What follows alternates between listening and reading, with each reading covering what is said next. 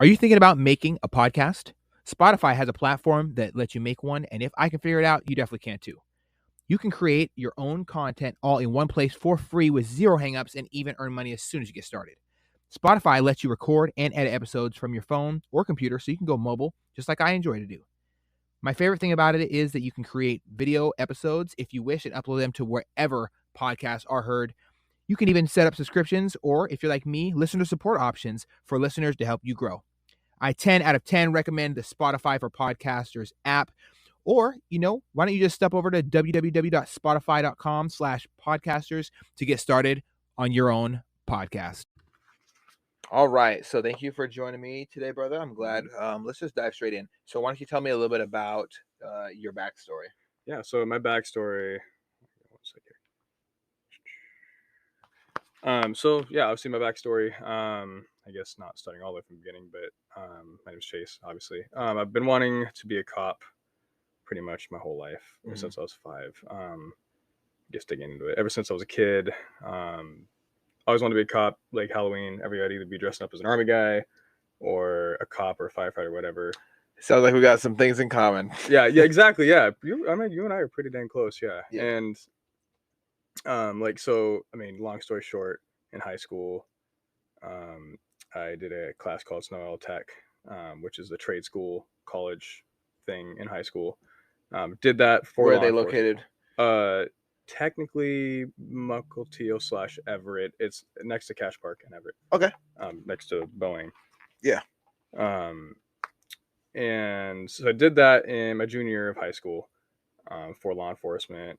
Then out of high school, I graduated out of high school. Brain fart. Did auto body for a couple months. That just was not a fit for me. And so why not? You don't like making. I was making bank. Car issues or what was it? It's just, I don't know. As high school, I mean, their whole motto was sense of urgency. And me with my ADD, I'm not like, I have a sense of urgency, but I also like doze off. It's kind of like, it's hard to explain. But with ADD, it was not. It's constant all day, like go. And my shop was one of the highest grossing output shops in the state. Mm-hmm. So we're pretty much 2 shops in one. Like literally speaking, we had a shop on each side of the street, and we're like putting out stupid amounts of like, I think we're grossing about $500,000 profit a month. That's really good. That's insane for a body shop. That's profit, I think. I don't remember. I just remember the $500,000 mark. I was doing that for 8 months. I was a painter or paint prepper, I should say. But I built out of that like 8 months in. I had my best friend's neighbor was a EMS dispatcher for an EMS agency. Joined them for about a year and a half, and then I switched to a competing EMS agency locally for like 6 more months. So 2 years of EMS in general. Did you get your license before that, or no? So I never got my EMT certification. So I did everything but getting the NR EMT. So I did the OTEPS, Occupational Training Education Programs. You have to do every year as an EMT to keep your cert up. I did those for fun. I read the EMT books plural back to back. Studied with the guys because so I did non-emergent. So I did alternative transport, which is cabulance is the quote unquote name for it. Ambulette, cabulance, that kind of thing. So I pretty much anything you could do without driving or being an EMT, I did. So I drove the ambulances, stocked the stations, back, vehicle supply stuff. Technically, I've transported organs. Okay. So it's like the back of house side of pretty much, yeah. EMT. Yeah, and I ended up being a dispatcher as well for a short time before I quit. So dispatching the interfacility transport that doesn't require non-emergent stuff. Legally in Washington State, you can't transport with oxygen because it's an administered whatever. I did that too. There's a lot of things we fudged. We skirted that line just because I wasn't certified EMT, but I had the knowledge of it.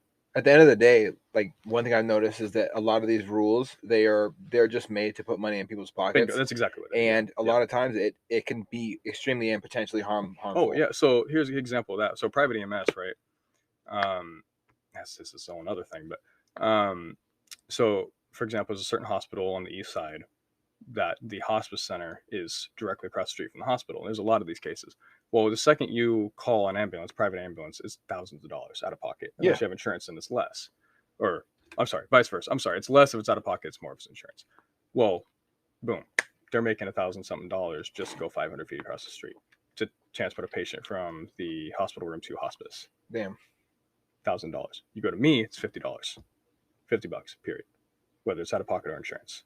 Okay. So that's kind of that's the EMS, or that's the private EMS field in general. It's mostly interfacility. Do you think that private EMS is something that is not talked about enough? And Oh, absolutely. No, because I know, like when I get, or when something happens to me, we say like there's a lot of funny videos out there. Yep. Call the ambulance. Call the ambulance. And shit like Dude, that. that's the thing. And you can just call a standard medical transport. Exactly. Is the private EMS field is the equivalent of security to policing. That's exactly what it is. Okay. EMTs, private EMTs make practically minimum wage. This is across the country, around the world. They make practically minimum wage, just above it. They're working 12, 24, 48-hour shifts. The nurses make a lot of money, the CCT. So you have basic life support, which is 2 EMTs. You have ALS, which is at least 1 paramedic, if not 2. I like them. Advanced life support. Yeah, they do the real shit. They do fun shit. You swear this, right? They help me. Yeah, I swear cool. it Okay, up, I just make sure. I don't want to make sure. Yeah, don't just say fuck. Fuck. But no, so you got ALS, which is a paramedic, whatever, and they have CCT, which is critical care transport, which is where you have a nurse, at least one nurse on board the truck, and an EMT. Those are usually interfacility. Interfacility paramedic is pre-hospital care, so picking up for a fire call, whatever. Mm-hmm. But EMTs in themselves make jack shit, and they're working their asses off. So I have 2 friends that are EMTs. I think you met one of them at Rihanna's graduation party, and I just had him on. Jack is great. He just started his first day was 2 days ago. Oh yeah. Okay, I remember. Yeah, his first day was 2 days ago. My buddy Sean, he just started being a firefighter after being an EMT for a while. Yeah. And for a multitude of reasons, and if I'm not going to talk about his story here, but it's a super emotional story of why he became a firefighter after being an EMT. Yep. But there's so many different pieces that go into it. So there is so break down these categories to me one more time. Yeah. Just so I understand.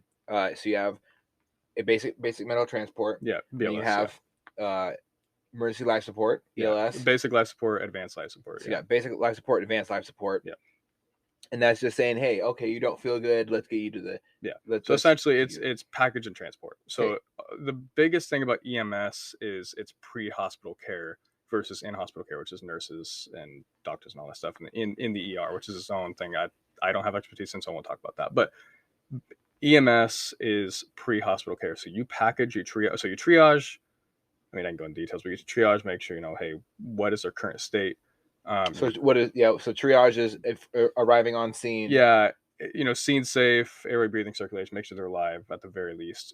If they have open fractures, So try to do some basic first aid. So basic, yeah. So your most without being offensive, your basic most like Eagle Scout, or a person who is really took some time into this can usually provide these medical services if they're to an extent.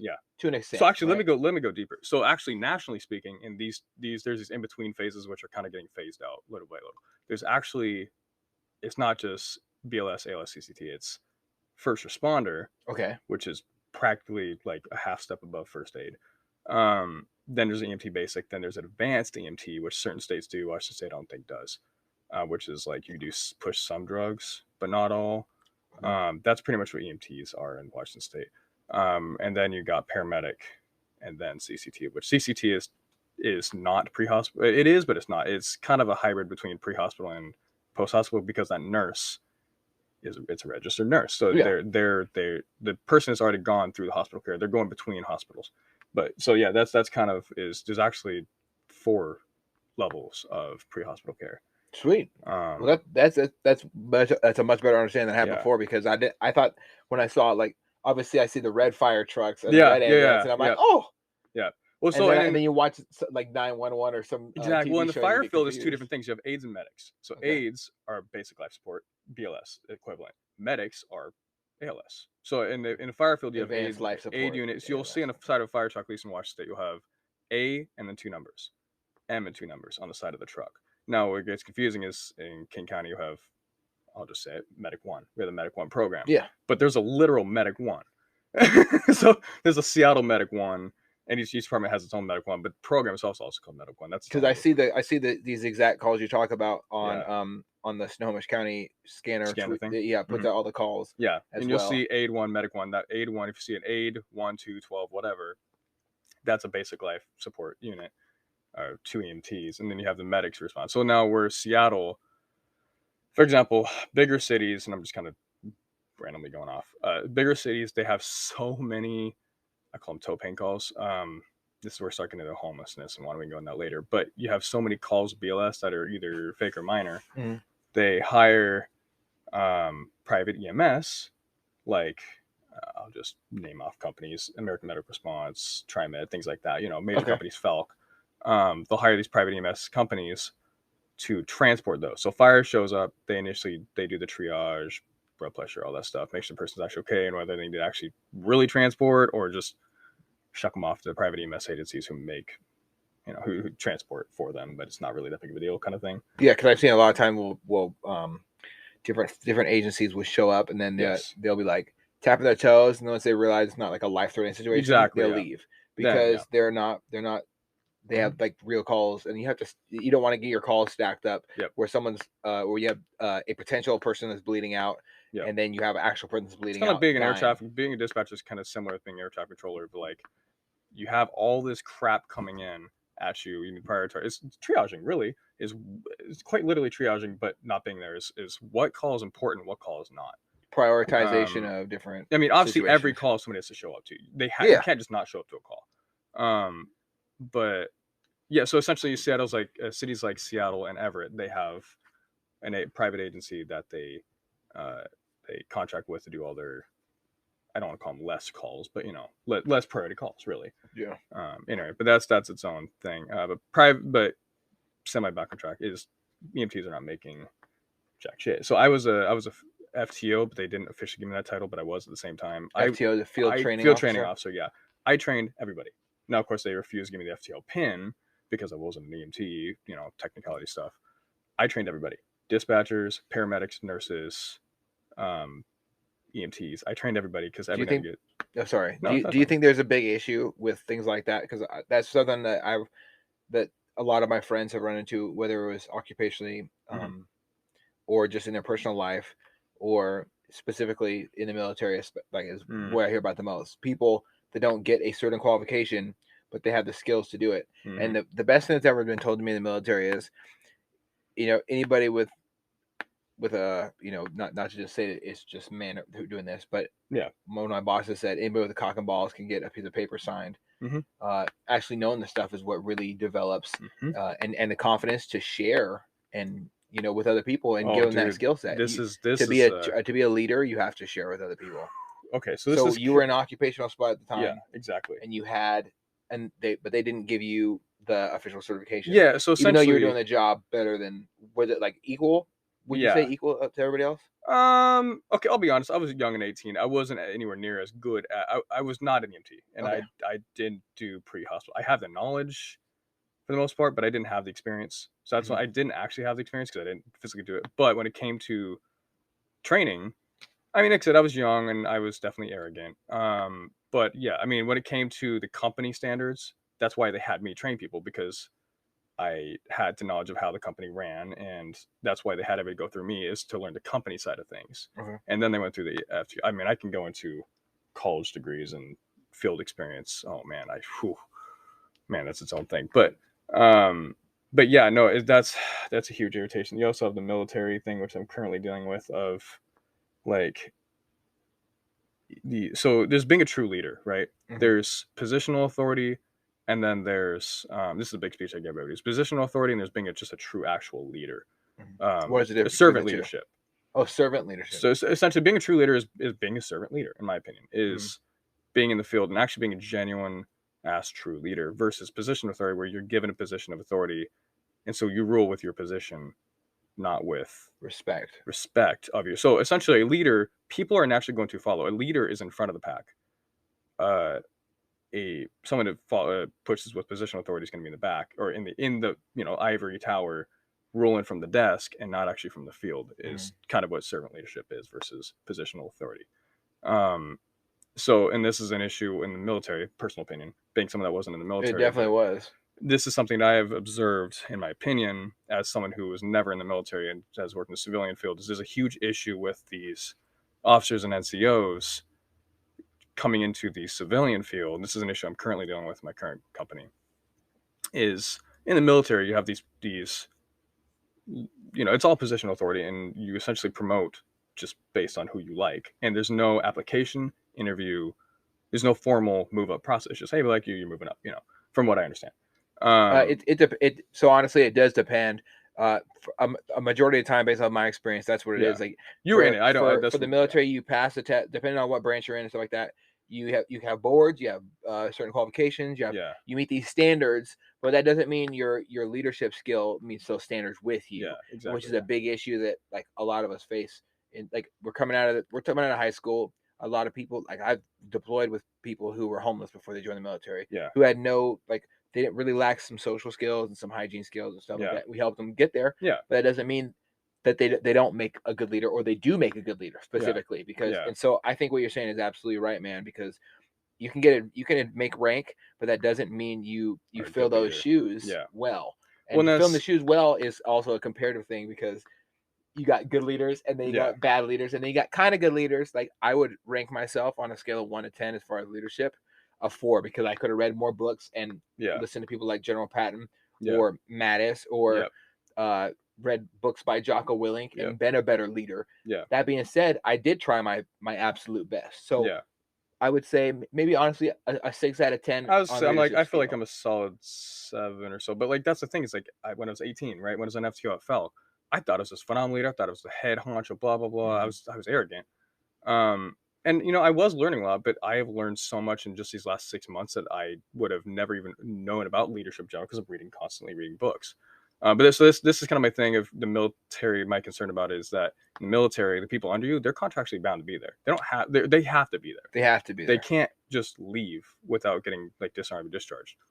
In the civilian field, and this is kind of where you kind of get into security, is they don't have to be there. And not only that, finding good quality people to fill those shoes are hard to fucking find.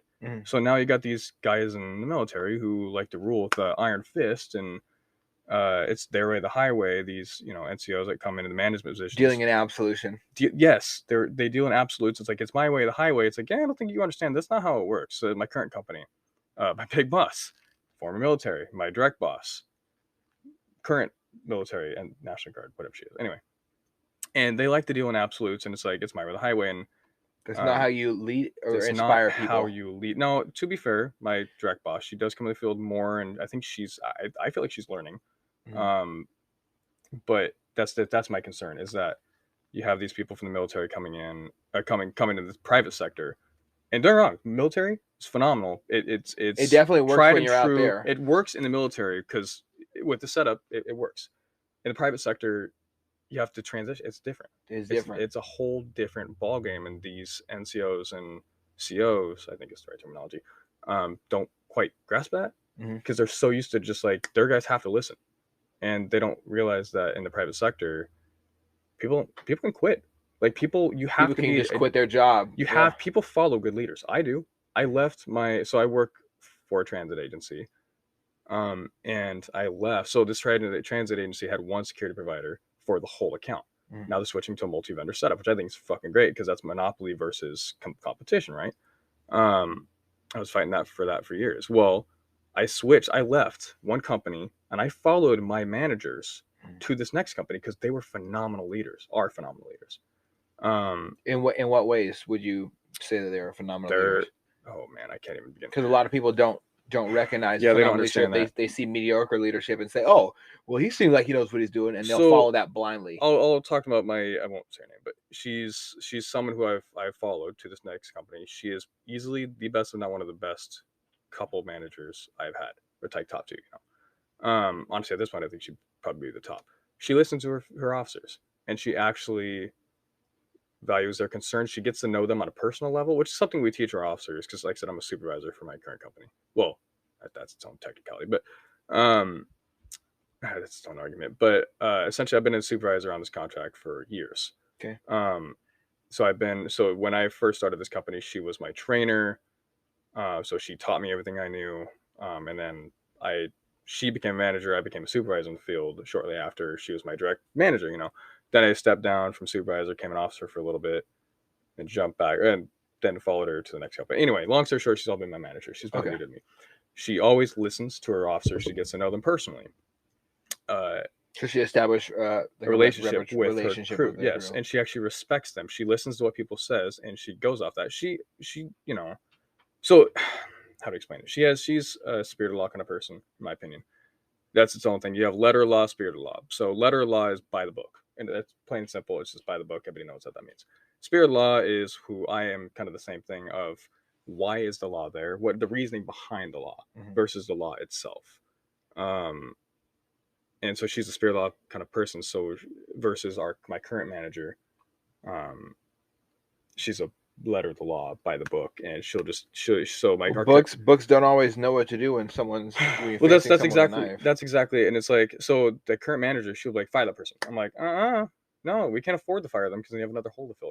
It's so she rules with an iron fist. Is not, yes, and that honestly that doesn't go well with American values whatsoever. Yeah, and that's like in the military, you have a economic setup, yes, and a social setup that is completely different than, like you said, that coming back in the civilian universe, it's completely different. It's a different ballgame. I had to make big adjustments in how I deal with human beings at all when I come back from the military, because you don't just go from being, one of the top big dogs in front of 250 people into like going into a household and being around children.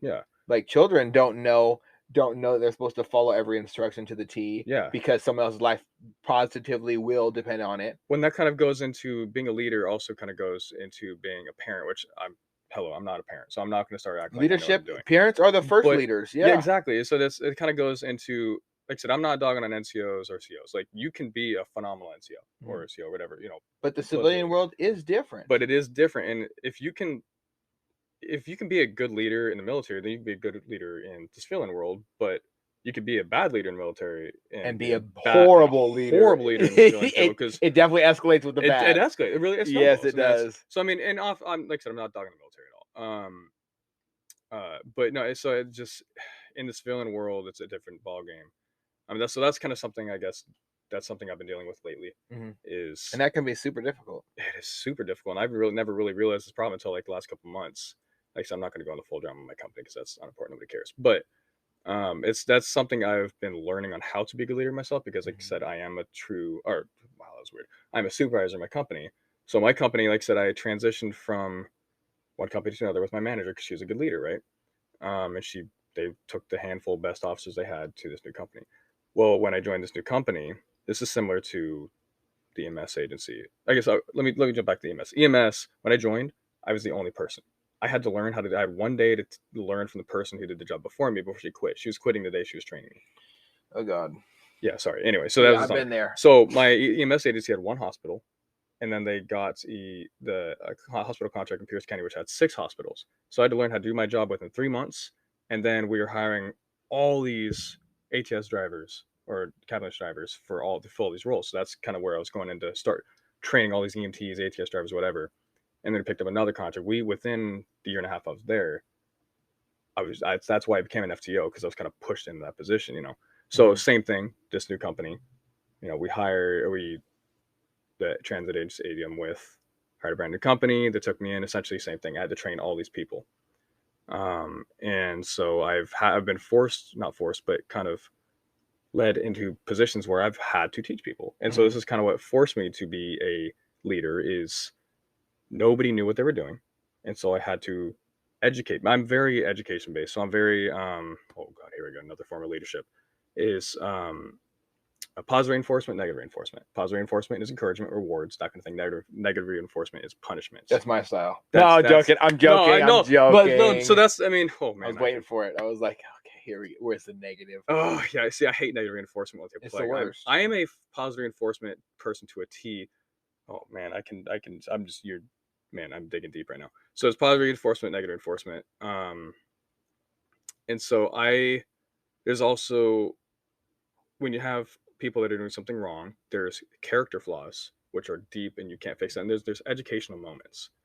So this is what I've been teaching my other supervisors at my company, is that you have to be able to know, kind of like triaging medical world, you have to be able to understand and dig deep. Is this thing that a particular officer is doing a character flaw or a teachable moment? For example, prime example, right? Somebody falling asleep in a job. Super easy, right? I ask my soups all the time, and they always say the same thing. Like, is this if someone officer falls asleep on the job, is it a character flaw, or is that a teachable moment? And they always ask, oh, it's a character flaw. They always say that. Like, not necessarily. Depends. Why do they fall asleep on the job? They have a kid, and their kid's been up all night. I mean, that's a teachable moment. Can we switch them to day shift, that kind of thing?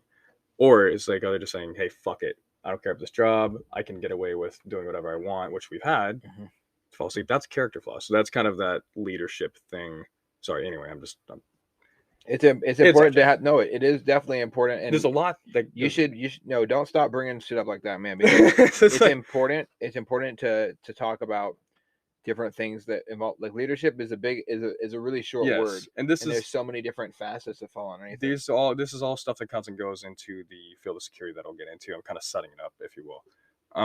But that's kind of important, is that there's a lot that goes into being a leader that people don't just realize. It's not just going and being telling people what to do.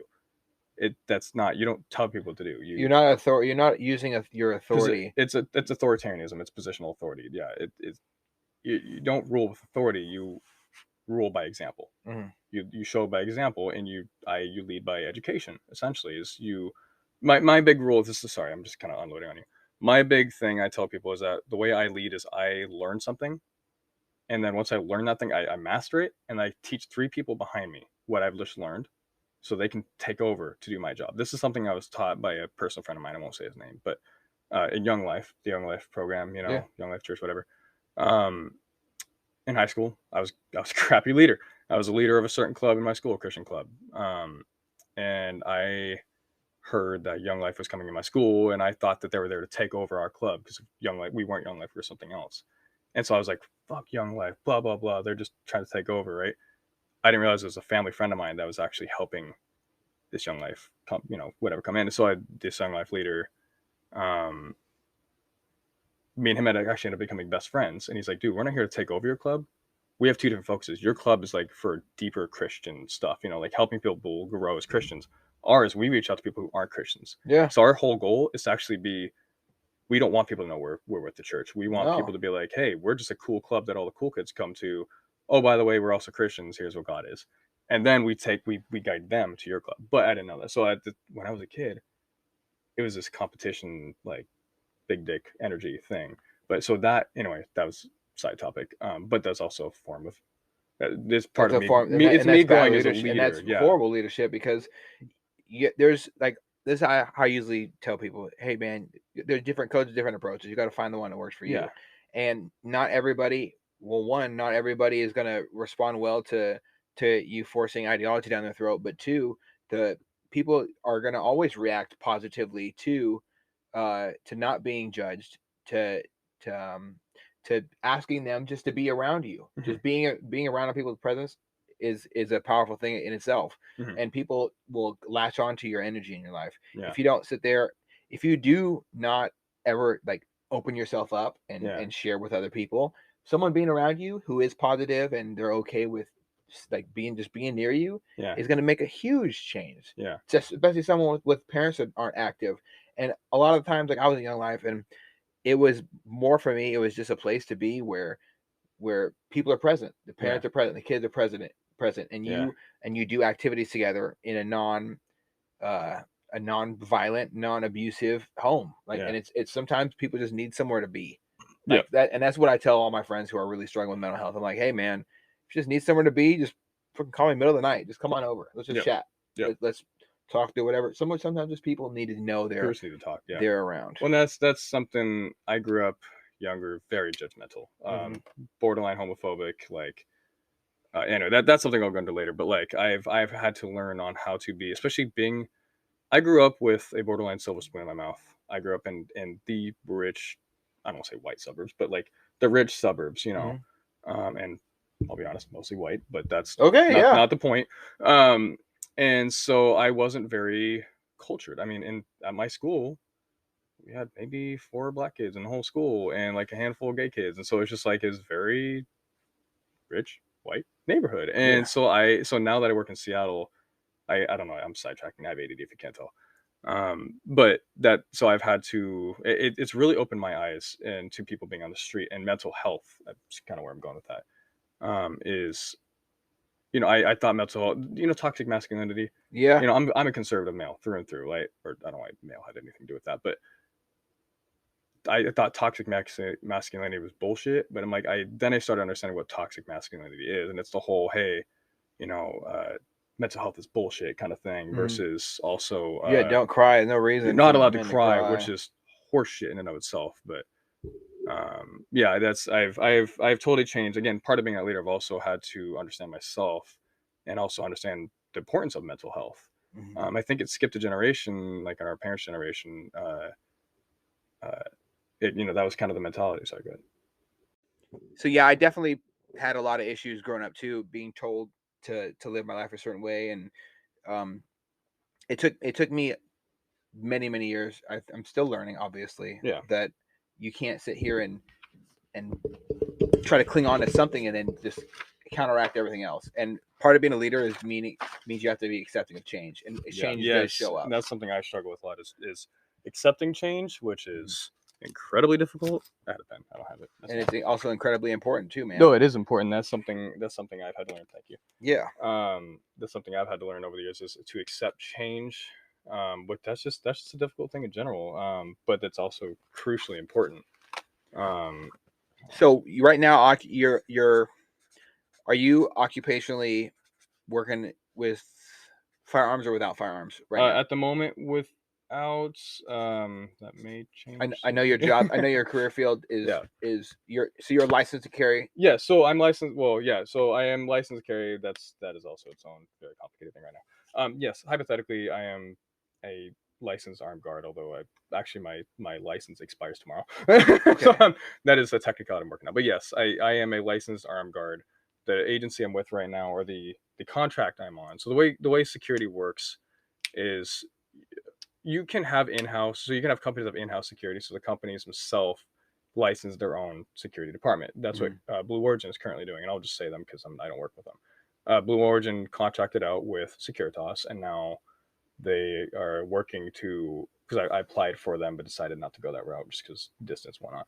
They're going in-house. When you have a large company, sometimes it's better, sometimes it's not, sometimes it's cheaper. So the agency I'm with right now, because it is transportation with light rail,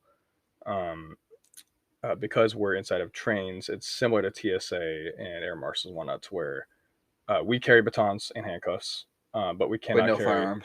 No firearms, because that's just what they want. But it's probably their optics. Honestly think it's optics, man. It's probably image. I think it's public image. Also, because they have to hire so many officers, you don't always have the best officers, and you don't exactly want to arm somebody. You don't have to. Yeah, you don't never want to arm. Well, we have bad uses of force. Yeah, and I've watched them. I've had to. Yes. I pulled an unnamed security officer from an unnamed company off of somebody because they thought they were gonna. When someone didn't want to put out their cigarette and blew the smoke in their face, they decided they were going to pull out the baton and try to go to town. That thing happens, unfortunately, way too often. Yeah. Which the company I work for tries their best to. So they tried their best to, not cover up, but like not let that go public. Yeah. Optics. Yeah, optics. Yeah, exactly. And so that's also why a lot of companies will hire contracted security, and this is what this company that I work for, or the agency I work for, that's why they hire contractors for everything, not just security, but for operating LRVs or light rail vehicles, and their janitorial and construction. Everything is contracted, because that way when something hits the media, and they do this all the time, they just blame, oh, well, our contractor fucked up, not us, which is absolute horseshit. But that's its own drama. They're well aware of their issues and they refuse to fix them, but that's its own thing. But so that's essentially the company I work for. We only carry batons. We don't carry OC spray, because if you were to deploy OC spray on a train, which that happens on occasion, guess what? You just effed up everyone on the train, including yourself. And someone could have breathing issues. Yes, and this has happened on the train where I almost got maced on a train because I had a individual. So this is something I can get into later, but I had an individual pull mace on me and almost sprayed. Fortunately, I was able to de-escalate the situation. De-escalation I'll get into later. That's its own thing for security. And you were in your uniform at this time? In uniform, on duty. I actually deployed my baton at this point. This is one of the 2 or 3 baton deployments I've had in the whole time, because this individual had kicked out a window He Oh, was on drugs. well, yeah. And Surprise, surprise. yeah, I know he was laying on his back and he took 2 feet and he smashed the window of the elevator while it was in motion. Um, I didn't even contact this guy. This guy was just on a whim, just kicked out a Yeah, window. they have their little freak out sessions, man. It's exactly what that is. So unfortunately, it's very common. But anyway, so he had mace. I didn't know it till like the very end. He almost sprayed me. Fortunately, I was able to de-escalate it. But anyway, so we carry batons. We don't carry mace because it could blow out the whole thing. Tasers we don't have because crowded train. If you're to try and tase somebody, wire goes off the left. You just tased an unarmed civilian, and that's a loss. It's like shooting someone. You're on the train, and the train slides go around the corner. Yeah, well, and that's next thing you exactly lose it. It's on balance, train, and you just exactly. murder a So kid. that's why well, I can't speak for the client, but that's what I tell people. It's what I tell people, my point of view of why they don't have that, and honestly makes sense. But yeah. So security industry in general, I guess if we're starting to dig into security, the security industry has this stigma of Paul Blart Mall Cop, which Okay. isn't really actually wrong. So if you think of a pyramid, like a like a food pyramid thing, the big base at the bottom, and then to get smaller at the top, right? Security industry, most of it is your basic small company or contractors providing officers for small companies, not like Blue Origin that can hire their own house. You got basic foot patrols, you got mobile patrols, you got SOCs, which are security operations centers, or dispatch, things like that. That's your bottom base right there. Those are your Paul Blart Mall Cops. You got, for example, I don't work for Allied yet. They bought Staff Pro. So Allied Universal recently bought a company which is at the top of that pyramid called G4S. They're mostly armed security, higher end stuff. They bought a company called Staff Pro, which is quote unquote security, more like it literally says event services. Okay. While there's So people checking IDs. Checking IDs. So when you go through sporting events and go through metal detector, check your bags, TSA, but for private events, right? Okay. That's what Staff Pro is. Allied bought them, so now it's Allied Universal event services, right? And so who does the actual mall security stuff? Well, that could be anybody. So mall security could be Securitas. Allied does a lot of it, or smaller companies around the area. And mall security, depending on the mall and the client, can have whatever the heck on their duty belt. Nothing. It could be just a leather belt with a bunch of shiny cases and doesn't actually have anything in it. Oh yeah, I've seen those. I asked the guy once. I was like, yeah, it's like, hey, what do you care? You know, there was like a stabbing here just last week. What are you even doing? Like, yeah. Is this projection? And I think it has to do with projection of power. That's let me get into that too. So there's security guards and there's security officers. So security guards tend to be observe and report. Okay. Observe and report are mostly there for image, and that can kill. I'll get into this later, but they're mostly observe and report. They do not to engage. Security officers. This again your bottom base level security level, right? Or a security officer in the country. The stigma. Security officers are observe and respond. So their companies have to license them and have insurance, whatever, if you have your officers observe and respond. In other words, they can go hands on. Yeah. This is per the client. And then you have to deal with use of force reports, and dealing with writing police reports. So when you have to do with use of force reports, essentially you're writing a police report. You have to have guards that know how to do that. You have to train them to do that. It's a lot more than just security guards at a mall that don't actually do, or a guard that sits in front of, like, let's say Goodwill or whatever, right? Mm-hmm. It's all about training. You have to provide a lot of training. You also have a lot more mature officers. So you can hire somebody at Staff Pro that is some Joe Blow off the street. Anybody can freaking tell someone to walk through a gate and stop and check their key for put your arms up, turn sideways, whatever. Anybody can do that. But where you start getting more higher quality officers and you start going up that pyramid is when you start having security officers that are observe and respond, and they're trained in handcuffing, they're trained in whatever is on their duty belt, OC spray, batons, whatever. They're also trained in report writing, which if you have a use of force in a stabbing, which I have had, I had an individual try and stabbing, he ended up actually getting prosecuted, so on and so forth. You have to actually know, you have to train them. And this is kind of an issue I'm having with my current company is we're not doing that like we should do, fixing it. But you also can't, it's hard to also tell somebody, hey, this is how you're supposed to react to something. Yes. If they've never even experienced it in their normal life. So this is something I'll get into, and this is kind of sensitive. So, stop me if I can. But this is an issue I've had with a lot of racism has to do with race, but a lot of my black officers will get called the N-word. I Yes. get called the N-word 5 or 6 times a day, and it doesn't faze me, but that's because I'm white, whatever, right? Yeah. I've also been doing the job for a long time. Some of our officers, and this is where our most recent use of force happened, and it went bad, will get called the N-word, and Yeah. they take it to heart. And I've had these conversations with my officers that are usually black. Like, it's gonna happen down here. And like you're gonna get called the N-word. Guess what? It's a fucking word. Ignore it. Is it bullshit? Yes. Do I want to punch him in the face? Absolutely. I want to defend you and punch him in the face just as much as anybody else. But I'm like, guess what? But your whatever job that you're working for at the time doesn't give a shit what they called you. They're not calling you the N-word. They're calling the badge the N-word. And they're also gonna, your job's also gonna do whatever they can to exactly. It's like to blame it on you. If you blame it on exactly. Yeah. It's like so I tell my officer, I'm like, listen, he wants you to hit him. He wants you to take the baton out and hit him in the head, because guess what? He just got free money. For the particular agency we work for, they make assloads of money, and they always bend over in lawsuits, and they settle. He just got a crap ton of money. Looks like I'm gonna go and stage He a just use got of force. Like, I'm gonna go get paid. Yeah, exactly, and that's what they want. This happens all the time in Seattle. So I'm like, this is kind of an issue that I talk to a lot of my African. Well, they're not even African. They're just, Your black friends, males. dude. They're Yeah, black males. You're working with them. Exactly. And here's the thing: is like I said, I love them all. They're all my officers. Some of them are my fellow soups. I tell them, you cannot take any of that to heart. If you go hands on, because of like it's escalation of force is not something that needs to. Yes. There's no gray area with it, right? Exactly. You got black and white, and you got different levels of response to certain things. Exactly. Well, so you're supposed to meet everything with equal or lesser force. If somebody's if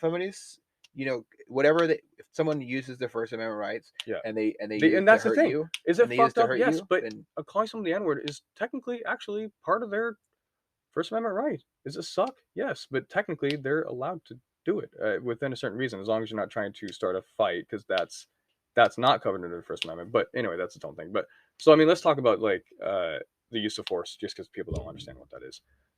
Use of force, use of force continuum is what it's called. Is presence. So your security guards who are observe and report only, they are not to engage, is that first level of the continuum. So that's presence. Then you have verbal command. Again, security guards, for the most part, can use that verbal presence. Say, I'm not going to shout on the mic, but stop, get back, whatever, that kind of stuff. But then you have what I call hand-to-hand combat, which is physical use of force, shoving, pushing, whatever. Anybody can do that, legally speaking. But then you have non-lethals, which is batons, tasers, things like that. Mace, OC spray, those are non-lethals. And then you have lethal force, which could be batons, depending on the way you use them, and then, firearms and things like that. So when we're discussing like things like the use of force continuum, that's essentially what it is keeping keeping the use of force continuum at the lowest level. And that's equal or lesser force, yes, of the person providing threat. So here's a question. That's why I preach for civilians. Like if you're not a person, if you're a person that's not going to be this, that you don't want to have a lawsuit against you. And there's so many ways to start a lawsuit, and I'm going to roll it back after I finish what I'm saying. So there's so many different ways that you can get yourself locked up. Doesn't matter what your job is, doesn't matter who you are, doesn't matter what your skin color is, doesn't matter any of that shit. It doesn't matter any of that. All it matters is if you can prove beyond reasonable doubt that you're innocent. Yes. And that is what you have to prove in court, right? So you talked about the First Amendment encompassing racist statements. It definitely does. And the important thing to remember is that if you run up on a motherfucker for calling you a nigger, you're not going to. Do you win the fight? Yes. Do you win the lawsuit is the question. No, exactly. And if you're in a public area with cameras and stuff like that, they're not going to hear what they called you. Mm-hmm. It doesn't matter if witnesses collaborated or not. Because that's big. Cameras don't pick up words. At the end of the day, it's not illegal for someone to call you whatever they want to call you. Yep. What is illegal is being the first one to throw the fist. Yes, exactly. So I always encourage people who are getting faced with any racist issues, let them go hand.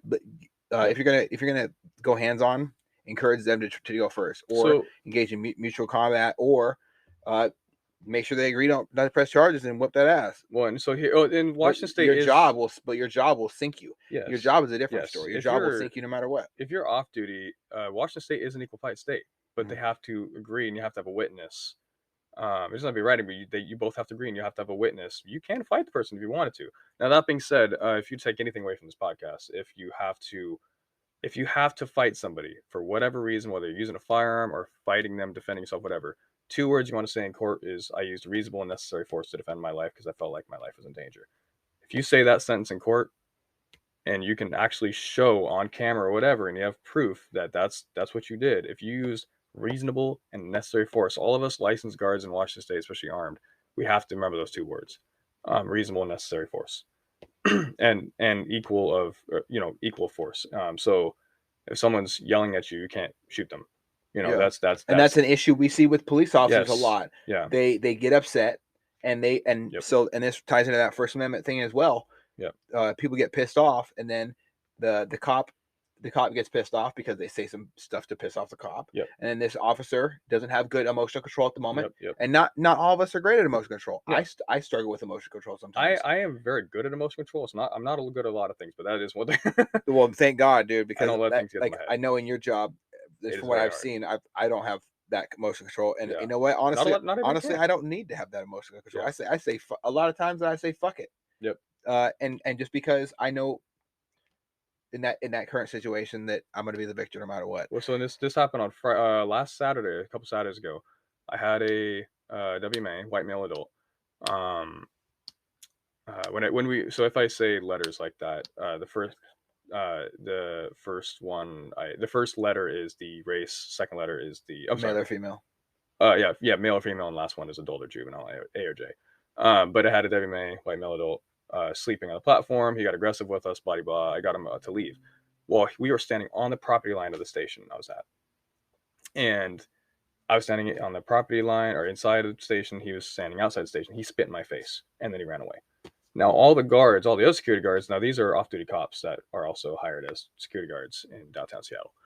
They're like, dude, we don't know how you maintain that much self-control. I'm like, dude, trust me, I wanted to beat his ass. He spit in my face, and somebody entered my mouth. Oh, no. Well, all of them are like, dude, I would have fought. I'm like, here's the thing. He turned around and left. I can't do anything. Because at that point... Well, you jeopardize your job. Well, I jeopardized my job. I mean, technically, I could have detained him because it's assaulting an officer. And security guards were covered by the same laws, the law enforcement. If you assault a security guard, you're assaulting. It's the same as assaulting an officer in Washington State. I could have technically detained him, but here's the thing: it was hairy because he turned around and ran away the second he spit at me. And then what force you use? Well, at what point, what do we do? Chase after him, detain him? Like at that point, he's running away. So it's like technically I could justify it, but it's like it's not worth the paperwork. B, and this is another. We'll talk about this later. But in Seattle, so I've used my handcuffs once and I've detained somebody, right? And it was totally justified. He went to court, whatever. He was on the street 3 days later, I think. He was back on the street, and that's a separate issue we'll get in when it comes to the state of Seattle. I need to put that down because I'm keep snapping it. So that's its own thing. But yeah, so when it comes to maintaining control and your anger, it's hard. And that's the thing. It's hard to find good quality officers, police, whatever, that can maintain that kind of emotional control. It's not easy. It's not easy for me either, but I just have to like breathe and not, You got to put your job before your feelings. Well, I know a lot of times. A lot of times where I deal with issues when I'm not on the job. Yeah. And my job, as soon as I leave the job site, my job is done. Yep. Like I'm not driving a company rig. I'm not in company uniform. Yep. Like all these things were for a reason. Ever since civil unrest came to our city in 2020, it's been very dangerous. I was in the middle of that. And I was for a few times too. That's right. Yeah, it's not a good thing. Yeah. It was hell. Being caught in something that's turned in different areas from a protest to a riot, and there's a big difference between a protest and a riot. And I got to see that. Yes. I was in the middle of the fucking riot. Yeah, I was in the middle of I was trying to drive home, and like when you're faced with, and a lot of people don't have to deal with this issue, but when you're faced with complete and utter certain death via multiple people with multiple lethal weapons in their hands, you have to make a decision. Between opening a door and abandoning a vehicle or not. Yeah. Is this the only vehicle you use for work? If you go on foot, or do you think they're going to take that as a sign of aggression? You get out of your car. Yeah. Are they going to continue to bash the shit out of the car full of kids next to you? Like all these things get put in, and I had to roll the dice on a deadly force encounter a couple times, and it's not fun.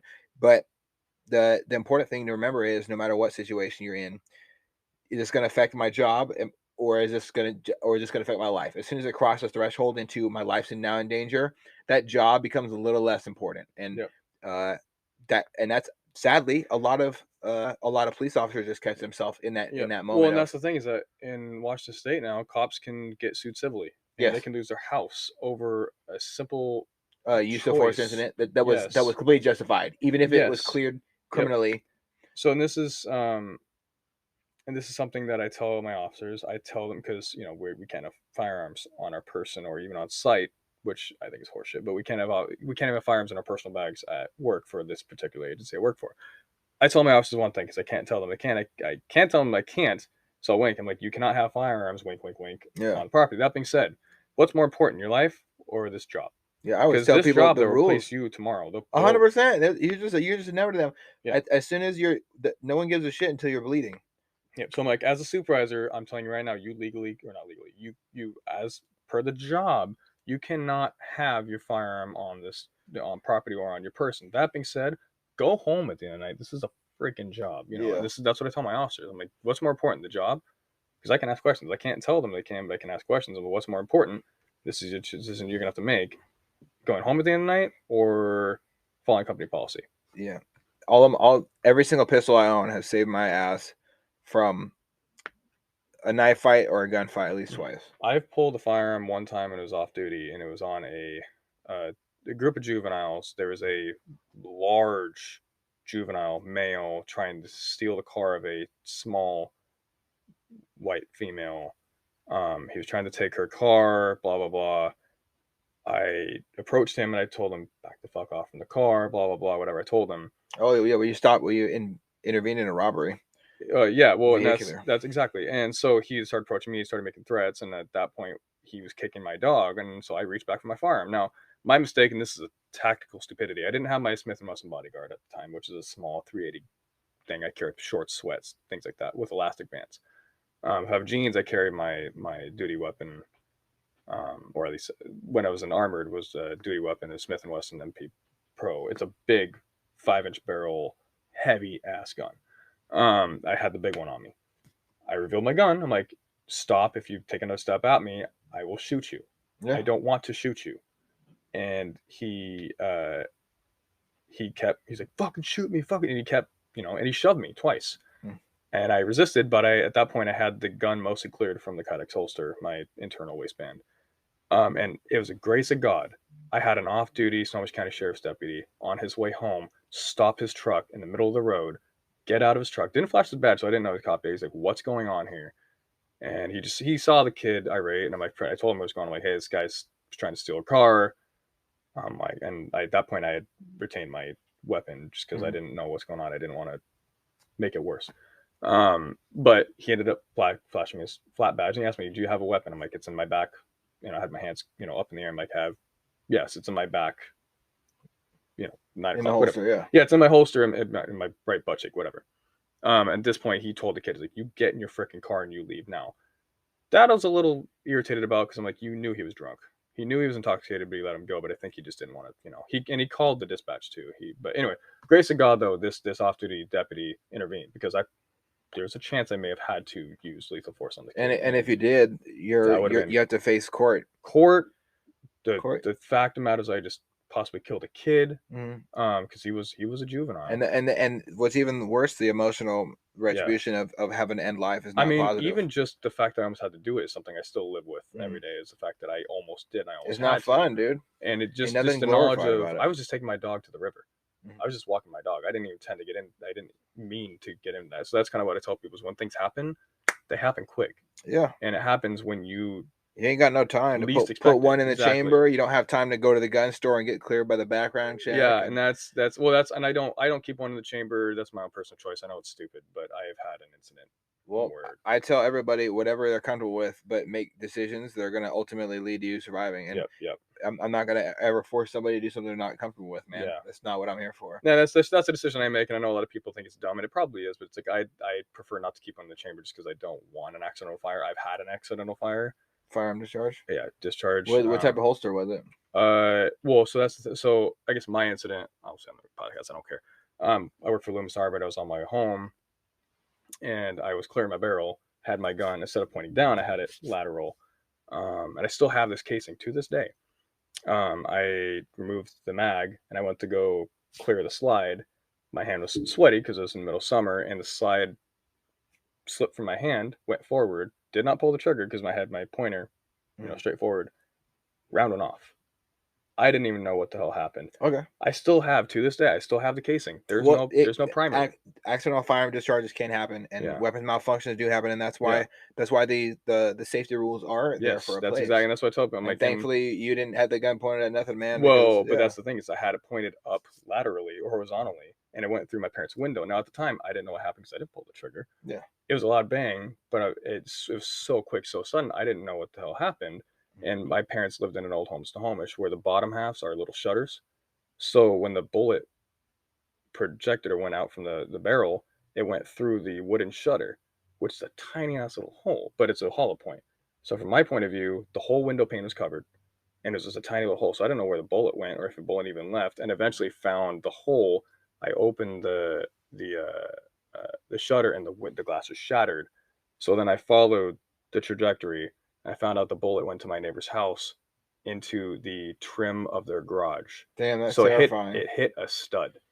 Well, thankfully, due to the freaking grace of God, that bullet hit the stud. So so anyway, that's why I personally don't. And that can be absolutely terrifying. I understand. I understand. Yeah, now can you imagine that? And they had a little child that would always be in their backyard, and had it went just a foot to the right, could have entered the backyard, could have done this, could have done. So there's a lot of could haves.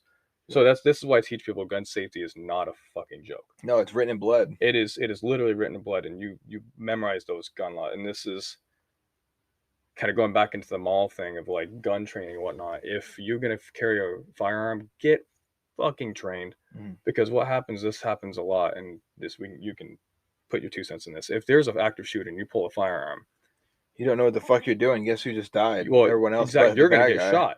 Because people see someone hear gunfire and they're looking around for someone with a gun, and you pull your gun out, but you don't have your gun right here, center mass.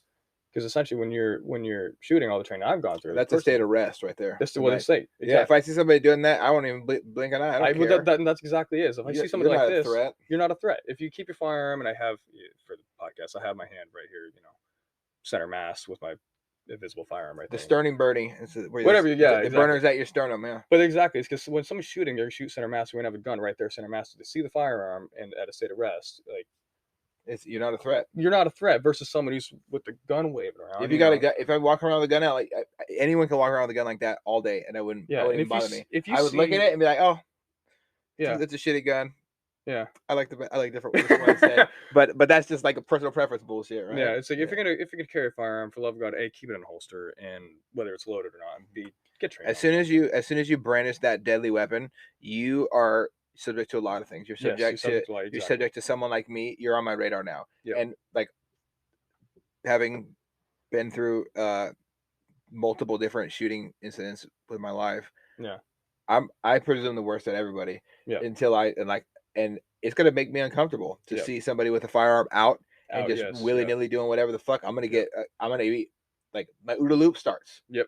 I just observe something. I'm gonna probably orient myself towards them, and I'm not gonna until that threat is diminished. I'm really watching their ass. The problem is when there are firearms in the field, whether it's a mall or whatever, in an active shooter situation, if there are firearms out, you have literal split seconds to decide: are they a threat or are they not a threat? Yeah. And it ain't easy either. If you see multiple people firearms on, you're all staring at each other. It's like, okay, which one of us is a threat or none of us is a threat? And essentially, because there's a very likely situation inside of a mall, several people are going to be concealed carrying, bring the firearm out. But the guns are coming out. It's like I watched it in Indiana. Some civilian was trying to get this active shooter in there, and a cop hit the dude in the back. Yeah, he thought he was active shooter. Cop ran in. Good on you for getting after it, brother. But what you perceive a threat doesn't mean you got to just execute it off the spot, because you don't know that person might be your cop buddies. They might be 10, 15 minutes out.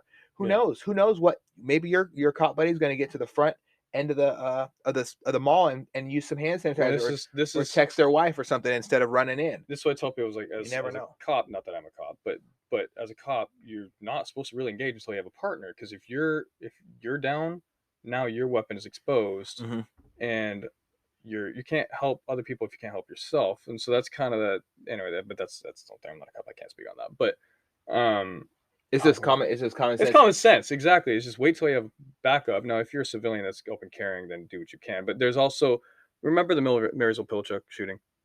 Yeah. I did SWAT training. I was as an actor. Immediately after that, they did training. At Good. They should always do Grove training. Elementary. Yes, and so I learned a lot with that as well as which is path of travel. The shooter's path of travel is that's what they were trying to learn and study and whatever is, how many victims you have. And so essentially one thing I did. One thing they had me do is the sergeant, whatever, that was not active in that situation, was he said, "Hey, I'm going to be hiding around this corner, and you're going to run around the corner from the gym and run straight at the line of SWAT that are clearing the building. Mm-hmm. Run at them with your hands up. So have your hands very clearly up, but run at them." So I did. And now, granted, they're shooting, they're called powder rounds. So it's like a plastic capsule inside of a real bullet with like, I think half the amount of. Force on force. Yeah. Yeah, whatever those are. Clay bullets, right? And I'm wearing a white t-shirt. So it's kind of like paintball, but like powder. Anyway, I ran at them. I got hit a few times with 223. I don't have any shielding on my dude. That shit hurt. Yeah. I got shot with 223 clay powder. That shit, powder bullet. That shit hurt. It left bruises for a couple. And they shot you with their hands up. One guy did. So he got his ass chewed because that could have been a kid. Yeah, but that's why they train. Yeah, and that's why you train. Is that that's it was good. And the cop's like, "Dude, I'm so sorry." I'm like, "Dude, you're fine. I'd rather you shoot me. I'd rather shoot you than a real kid than a kid with real life." But that's why he did that. Is that way you learn. But anyway, so that's that. But if you've never done a SWAT training, I highly recommend you talk to your local police department and ask, "Hey, can I help get involved with a active shooter training drill?" Because A, it's a lot of fun, and B, it also helps people. It helps you. So I do security at my churches, right? We meet up with local police departments, so they are aware of the layout of the building. They're aware with who's on our security team. That's more than most people do it for schools. And that is. Unfortunately, our church is more of what schools, and that's.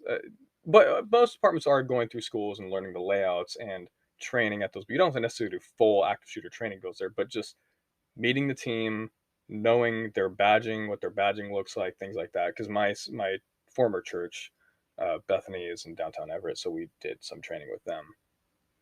But yeah, so anyway, but that's on the active shooter thing. But so anyway, going back to security in general, if I were to give you the full layout of security, so you have this, what was the word I was using? This, when people think of security, they think Paul Blart Mall Cop, right? Yeah. Which is a majority of your numbers of security guards, right? But if you look at the grand scheme of security in general, there's so much more to it. So you have your typical Paul Blart Mall Cop, Rent-A-Cop crap, and then I shouldn't say crap, but like stuff on the bottom. Then you have cash and transit. So you have armored trucks. That's a whole massive section. That's like kind of like one step up from that. They're armed, but there are also a lot of them. They're paid okay around the country. Then you have bail bondsmen, or bounty hunters. Yes, those are security. I want to go hang out with them. They're security guards. You have repo agents. They're technically a form of security. Then you have executive protection, i.e. bodyguards. Bouncers are a form of executive protection, technically speaking. So you have all these different levels of security. Then you have cybersecurity, which is its own thing. And then you have security operations centers or camera security. There's so many different genres of security that people don't even realize are out there. And there's like I said, there's this stigma that security are just a bunch of rent-a-cops. They don't make a lot. Not necessarily. Like I said, the executive protection are kind of there. I have some friends who do it. They make a lot of money depending on the clients you have. You got Gavin DeBecker, which is an amazing company. If you can get in, they're hard to get into. Like I said, in cash and transit, or like I said, Loomis armored trucks, Brinks, Dunbar. Well, Dunbar doesn't exist anymore, but they make decent. But they are security. And so there's so many different branches of security that actually you can make decent money doing. You can live a life. Like I said, I have a home that I make off of doing security work and whatnot. But have you ever done the the bail bondsman work? I haven't. That's something I just choose not to. So you Why got. not? Let's do one, man. It is incredibly dangerous. You want to? I don't give a shit. Let's rock. Man. I know. I've I'll thought do about it with you. I've thought about it. Okay. Well, I'll tell you what. Let's make a pact right now. A loose podcast pact. A lewd podcast pact. If you figure out how to do it, and I go through it with you. Oh, I know how to do it. I can tell you tomorrow. We how can to go do it together. I got more connections secured than I could shake a stick. I know how to. Well, you know what? Well, let's do it. I want to go get some money doing bail bonds. You can do it. Essentially, it's warrant work. So essentially, bench warrants, and you essentially people skip court. You go out and you take them to custody, and you. So that's the thing is that bail bondsman, you're not a cop, but you're still detaining based on a contract. And bench warrants in court. There's a lot of legality that goes into it. Well, let's get legal. Don't think Patty Mayo, because that shit's fake. Have you watched Patty Mayo? Yeah, of course I watch Patty Mayo. Don't tell me fun. It's fake. It's fake. Funny. Oh no. Admittedly, it's fake. It's like it's. I know. I still want to. I have a couple of buddies who do bail bonding work. No, and it's fun work. I want to do it once. I just want to do it once. Just check the box. You can technically. So here's the thing: is you got Pinkertons, right? Yeah. Pinkertons, you're essentially your own. They're a form of Securitas, kind of. You're essentially self-employed. If you wanted to, you can register your own. In Washington State, you can register your vehicle as an emergency vehicle and do escorts and run, not sirens, but lights down the road doing escorts and stuff like that if you wanted to. And it's contract work. I'm okay. Let's just stick with I'm going to stick with committing to the bail bond idea. I'm not against it. I'm not against it. It's just extremely dangerous. You can make a decent money doing it. Do you want to be dangerous for a day or do you want to not? I'm actually of course you do. I'm torn. Of I'm very torn. Yes, obviously part of me we're saying a hard yes. A hard yes. And a soft no at the same time. Yeah, pretty much. I mean, I'm not gonna lie. It's something I would look into, but I have to is it financially worth it? Essentially, do they make enough? Which they might. I don't know. Maybe. I just say just one time. It doesn't matter if we make money. Can you do it one time? I mean, all you have to have is a license. Just quit right after. It's the same license. An armed guard license, armed security guard license is the same license as a bail bondsman. Okay. It's just a matter of getting hired on and being endorsed. We're doing it. I'm down. Why don't you? So, and I'm gonna find some friends. We're gonna do it as a crew. I'll make Patty Mail style. Just freaking buy a freaking Bearcat SWAT truck. I'm not buying no fucking Bearcat. The gas prices are way too high. So what is so obviously, like I have a better understanding of security now that we have set the foundation kind of thing. Yeah. So what the current state of Seattle, like this is how I bring it down. Mm-hmm. It is absolute, basically almost lawless. It is pretty much. I call it New Amsterdam. So and you have to deal with that all the time, every day. One of my favorite experiences, and this is the first time I've actually been impressed in my entire time dealing with security guards. Yeah. Because a lot of times I just get mad having to deal with them. Because guards usually cause more problems. Because it's bullshit. Because there's a lot of bullshit. They just don't know what they're doing. A lot of people it's just inexperience. And it is. I should have more patience. It's teachable moments, but it's just those of us who have the experience. It is very irritating because it's like I'm constantly teaching people, and the what is that? The rotary door. What do you call that? The amount of people. Rotation of how quick people are in and out. And I tell guards this all the time. Like, hey, if I don't remember your name, don't take it personally. But I've had 5 new guards this week alone that are here and gone, whether they're fired or quit. Yeah. Go ahead and start. So the first time I saw you, actually do something great. Great, not like normal, like great. Great. There was a guy who was on a train it's in the middle of Seattle, right? So guy on the train, gets off the train, and he's threatening somebody with a lethal weapon. I believe it was a knife, and he was threatening multiple people. Mm-hmm. People rush out of the train, and they're yelling for help, and you can hear you can feel the shift in there. You get the shift, right? Yep. So everything gets really quiet, and they're really loud right after. Yep. And I saw you orient yourself to the screams, and you look over the side, and they're yelling up, "This guy's trying to stab people with a knife," and all I hear is, "No, I'm not." What? All he yelled was, "No, I'm not." And he took off running. You don't carry anything but a baton, a radio, handcuffs, and your balls of steel. And I'm gonna say why. You took off running after this person, and me knowing the rule of cool, which is never ever bring a knife to a knife fight. I decided I was going to run after you because I was obviously carrying my fucking gun, right? So I was like, okay, well, you know what? This person's going to run after this human being. What if it turns into a knife versus no knife situation? I've been in Knives, several times. knives are not distance tools. No, they no. are close the distance Yep, tools. yep. Guns are distance tools. So you know what? It might be nice for this person who is very brave and running after this person because they were posing a deadly threat to multiple people in the middle of a crowded place. Yep. This is like it could have been an active, and he was trying to stab people. Is what I heard. He was making threats. I don't know if he was actively trying, but from what I remember, because I got so many incidents that happened, but I remember that one specifically because that's how we specifically actually met. He had actually, from what I remember, seeing the knife, it was a oil drip 4-inch blade knife, fixed blade. I think it was a fixed blade. Yeah, if I remember correctly. It wasn't good. I saw it for a second. I saw the split for a second. I saw silver. I saw silver. Yeah, and I saw the glimmer, and that's kind of my fuck. Like, this is real. Because I got a lot of. You just kept running after him. I was like, oh, okay. And I wasn't letting him in my state. Oh, and I called it in too. I'm like, I got a guy with a weapon. I'm like, I don't know if I remember told him hold all trains, but I'm like, I call priority over the radio. So essentially, calling priority over the radio means hold all traffic. Yeah, like, silence on the line. Shut stop the fuck talking. up. I'm talking. Yeah, this is serious. This is not. I don't care what time lunch break is. Exactly. Yeah. Exactly. And we do have.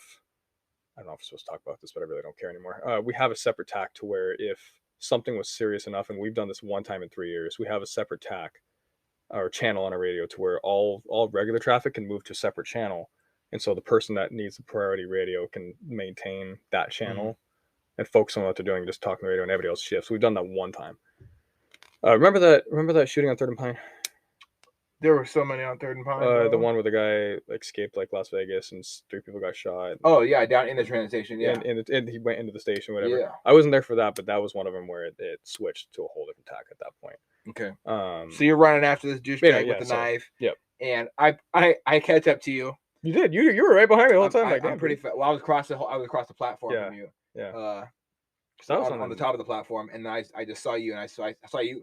You started to haul ass, and I'm like, oh, well, never ever go anywhere alone. And which I appreciate too, but dude, you can't. I'm too used to having partners. I'm honest to God, I used to work at Everett. I did the Everett transit station. I'm the only one up there, right? And I've been threatened, God knows how many times up there, and I'm just alone. I'm used to it. And Everett PD is there, and I have all their numbers, whatever. And the sheriff usually patrols around there too. Exactly. Yeah. Snohomish County Sheriff contracts with community transit, so they're out there up until 11 o'clock, and then they're not there. But anyway, but so in this situation, my brain just farted. I'm so used to at that station having crappy partners that don't do squat and they don't respond to anything. So I'm always responding alone. I'm used to always responding alone. I have a couple of partners that are actually really good, but it's not good to ever respond alone. But I don't have a choice in the matter because they just don't show up. Yeah. So that's why I'm glad you showed up, because I think at that point, that station that day I was alone. Actually, I don't think I even had a partner. Yeah, you were alone. There was no one near you at all. Yeah, no, there wasn't. Yeah, no, it was literally just me. I might have been alone that day. I don't remember. But yeah, I remember you were hauling ass behind me and you were following me. I'm like, okay, cool, I'm okay with this. I didn't know you were packing either, by the way. I thought you were just being nice. Random person. Yeah. Well, I knew who you were. I know you were one of the. Yes. I almost said your company name. Yeah, you don't. I was. It's no secret. Everybody knows that I carry. And I'm not a problem child either. I'm just a good guy that's probably out in your community with a gun, and I don't pull it unless I plan on. That I don't pull my firearm unless I plan to shoot. Yeah, that's my thing. And it sucks. Shooting and getting shot at is not funny. I hope to God I never have to kill anybody, but at the same time I'm prepared. You know what? I will. If I've defended good you your way. And this is what I tell my officers: use of force beyond verbal. You only use force to defend your own life, the life of others, or themselves. And that is also something if you took away from this podcast, that's something you'd want to say in court is the only reason you used force was to defend your life, their life, or the life of others around you. It doesn't have to be in that order. But that's the thing is that this individual, I had several witnesses came up saying he was brandishing a knife, threatening people, whatever the crap. Brandishing a deadly weapon. Yeah, threatening people. It's like aggravated assault with a deadly weapon. There is a particular store location, possibly multiple stores, maybe a mall, maybe not. I don't know. that I walked up into because I worked very closely with their security because You're all interconnected there. the station I'm at, this is a dead ass giveaway where I'm at, but the station I'm at when it was built was a combination of 6 square blocks worth of stores that all dump into my station. Whether it's still open or not, different story. But nonetheless, I walked up into the location of the store and contacted their security, like, hey, I got an individual with this The knife weapon. I actually just did this the other day too. I had a sexual harassment thing where a guy sexually harassed a female, and it was the same BMA, black male adult, skinny kid that sexually harassed another female just earlier that month, if not the month prior. Yeah, these are usually repeat offenders that I've Yes.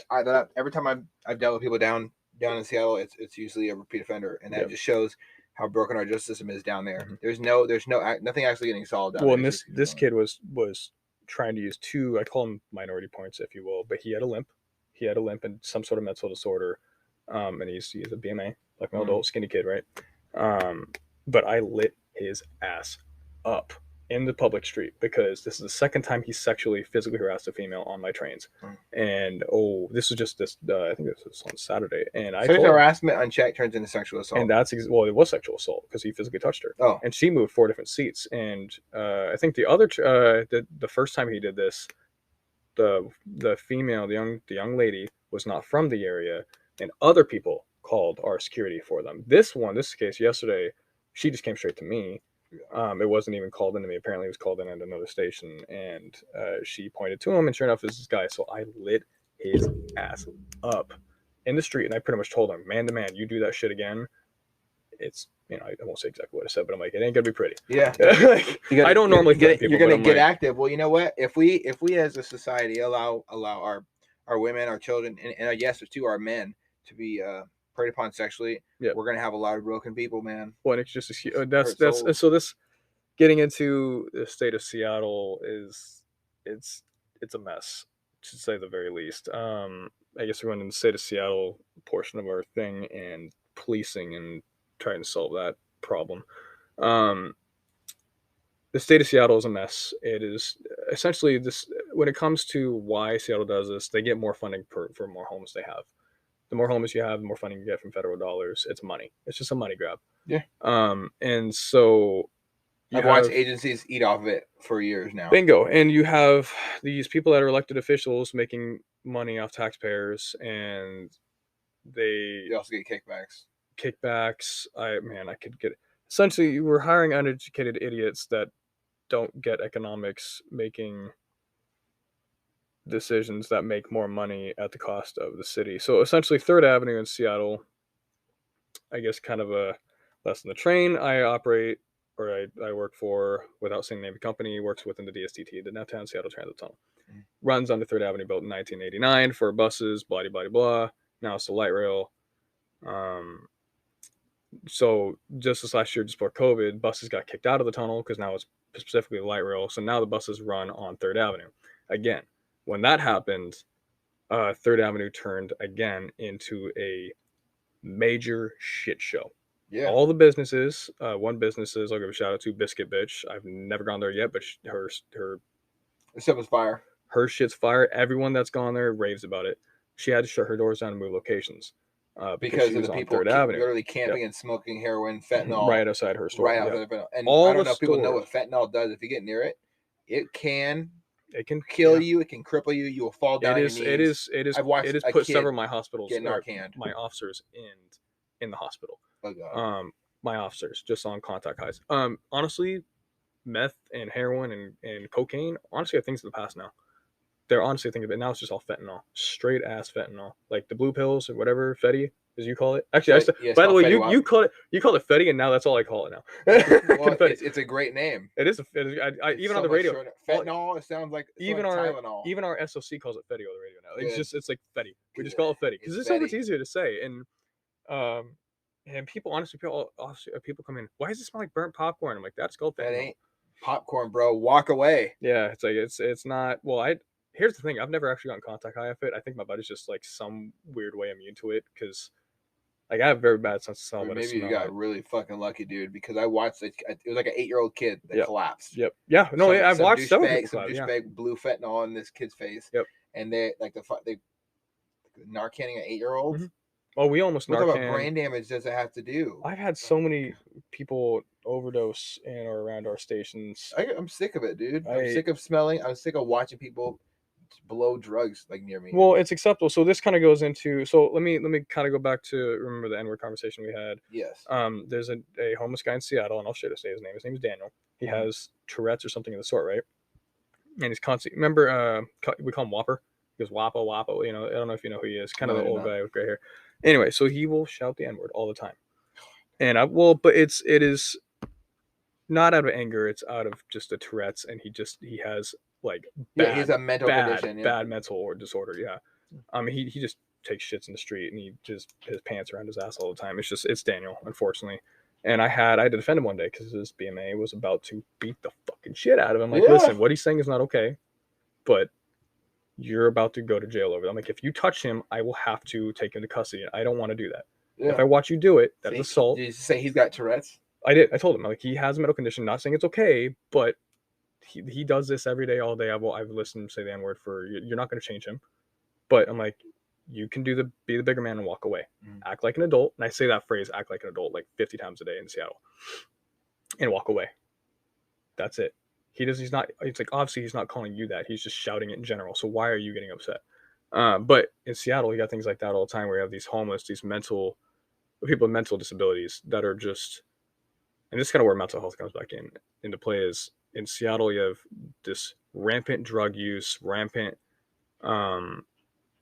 these people with mental disorders just and they're just left on the streets. They're just left on the streets. Because and people that have mental disorders, they've shut down all the facilities, cut the funding for them, and there's no one to take care of them. Yeah, and it's super sad. And this is something I struggle with. I constantly, and my family, my fiance, my family always get upset at me for saying this. I constantly tell people, honestly, the homeless are animals. And that's, I mean, I'm kind of back and forth on that. The part of me has sympathy for him. The other part of me, and it kind of goes back into also that conversation of character issues versus teachable moments. A lot of these homeless guys are just straight up assholes and they're pieces of shit. Other ones, I do actually have sympathy for, and so I'm kind of and there's plenty of resources out there that they're actively getting to get out of homes. Yes, and so to find homes. Here's I know the they're thing: doing small the low income housing and stuff like that. Like yeah, I've watched people transition. Like I had people that over the course of me working in Seattle, I've watched people who slept on the streets. Now they have a job. Oh, I've talked to dozens. Those aren't the people you're talking about. You're talking about the people who are just using the drugs on the street. They use the system. They make a choice. So at the end of the day, and they're purposely staying on the street, smoking fentanyl and blowing for kids. Exactly. I want to make sure I differentiate. Yeah, and that's the thing is that there is two different types of people, and everything is a choice. So I've talked to dozens of people who were homeless at one point and have completely turned their life around. I tell them, I'm proud of you. And I make sure I say those words. I'm like, it may not mean anything as a random stranger. And every time, you know what they tell me every time I tell them that? They tell me sometimes they start tearing up and crying. Yeah. They say, no, thank you. Like I tell them, I'm proud of you because I know how fucking hard that is to get yourself off the street. It's hard. Yeah. It's a choice. It's a hard choice. And so for example, right, going back to me at ESY Everett, watching the Sounder trains. Oh shit, I just said it. Anyway, in Everett. And so the Snohomish County Jail releases people at 3 a.m. And because nobody wants to see the jailbirds getting released, right? So where do they drop them off to? They drop them off at the transit station in Everett. Because of the transit station, where are you going to drop them off to? Other than where a place that's going to get them where they need to go. Problem is, I can't let people hang out at the transit station because it's closed. You can't come on until the first bus rolls around at 4, right? Yeah. So what happens is I have these long conversations with these guys, and they genuinely don't know what to do. Even though I swear to God, the jails are they're supposed to be helping people get resources. They give them an EBT card and say, here you go, on your way. And so what I'll do is I'll talk to these homeless guys. I'm like, listen, I'm like, first off, I tell them again, I'm proud of you. You did your time. And they're like, oh, shocked. Like, you don't judge me. I'm like, no. Why? Like, you don't have to tell me what you did. If you want to, you're more than welcome to. But I'm like, first off, tell me your story. And then I tell them, like, listen, you did your time. As far as I'm concerned, you're no different than me or anybody else. Here's how you get on your feet. And I asked him, where are you trying to go? Like, would you have a place to stay, whatever? And sometimes they have halfway houses, sometimes they don't. Okay, well, 2 blocks away is the men's shelter. You can take showers over there, get food, whatever. Yeah, I volunteered there. Yeah, did you? Okay, yeah. Everett Gospel Mission, whatever. Yep. And I tell him, listen, go to 7-Eleven. First off, you have to panhandle for food if you don't have money. Go get a phone. First thing you should buy, get a phone. Go to the library. It's free. Go set up a Gmail if you don't have an email with a Google Docs or whatever. Make yourself a freaking resume. Go on Google, free templates, make a resume. Whatever experience you have, even in the jails. Yeah. Go to McDonald's. Go get a job at McDonald's. Or in addition to that, something I usually tell people when they're fresh, trying to start their life, we know one place is really great when you don't have a lot going for you, a gym.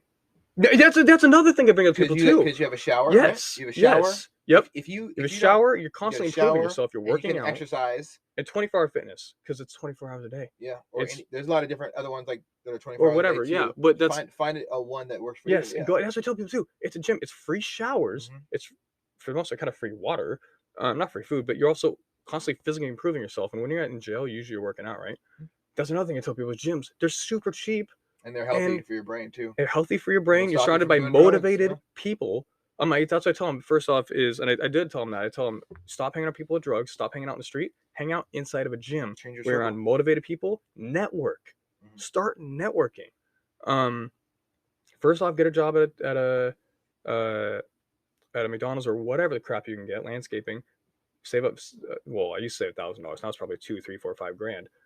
Buy yourself a car or a truck with a canopy. Live out of your truck. Boom. You have transportation and shelter. Yeah. There's a bunch of used car lots that'll sell you a Subaru Outback, and you can lay down the seats in the back of it. You have your home. Mm-hmm. Exactly. And a lot of people think that, that's not a home.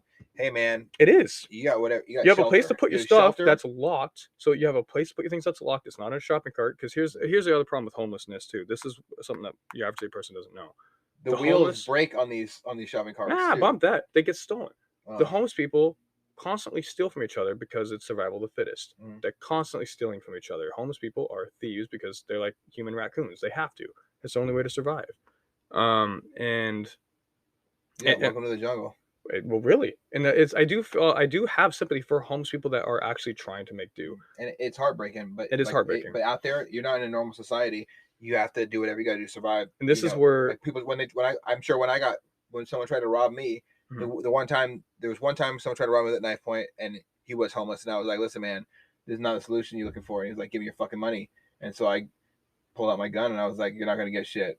And he left. Well, this is what I would have done after that. I would have pointed the gun. I'm like, "Listen, put your knife away. I want to have a conversation with you." I didn't want to talk to that motherfucker anyway. Well, I know, probably, but that's the kind of thing I would have done. You're better than me for that, man. But that's the thing is that I'm like, listen, I didn't feel like talking after you don't. I would have like put the gun at him and be like, "Hey, put your knife away. I don't want to shoot you, but I want to teach you. I want to get you money. Can I get you money? Can I show you how to get money? Can I educate you?" And that's probably what I would have done, honestly, because like I said, I'm honest to God that big on education. Mm-hmm. If they're willing, but that's their thing, is that their character, that's one of those character teachable moment things, right? If they have good character and they're willing to learn, I would have preceded that teachable moment and taught them. And I did a lot of this to the homeless in Everett. As I've had hundreds and hundreds and hundreds of conversations with homeless guys that just got out of jail or homeless in general. I'm like, listen, this is how you improve yourself if you're willing to do it, but it's your choice at the end of the day. It definitely is. And I'm like, garbage in, garbage out. Don't hang out with other drug addicts, because guess what? You're just gonna end up on drugs again. Like, dude, they're not your friends. I'm telling you, they're not your friends. Better hang out with people that are constantly gonna better you.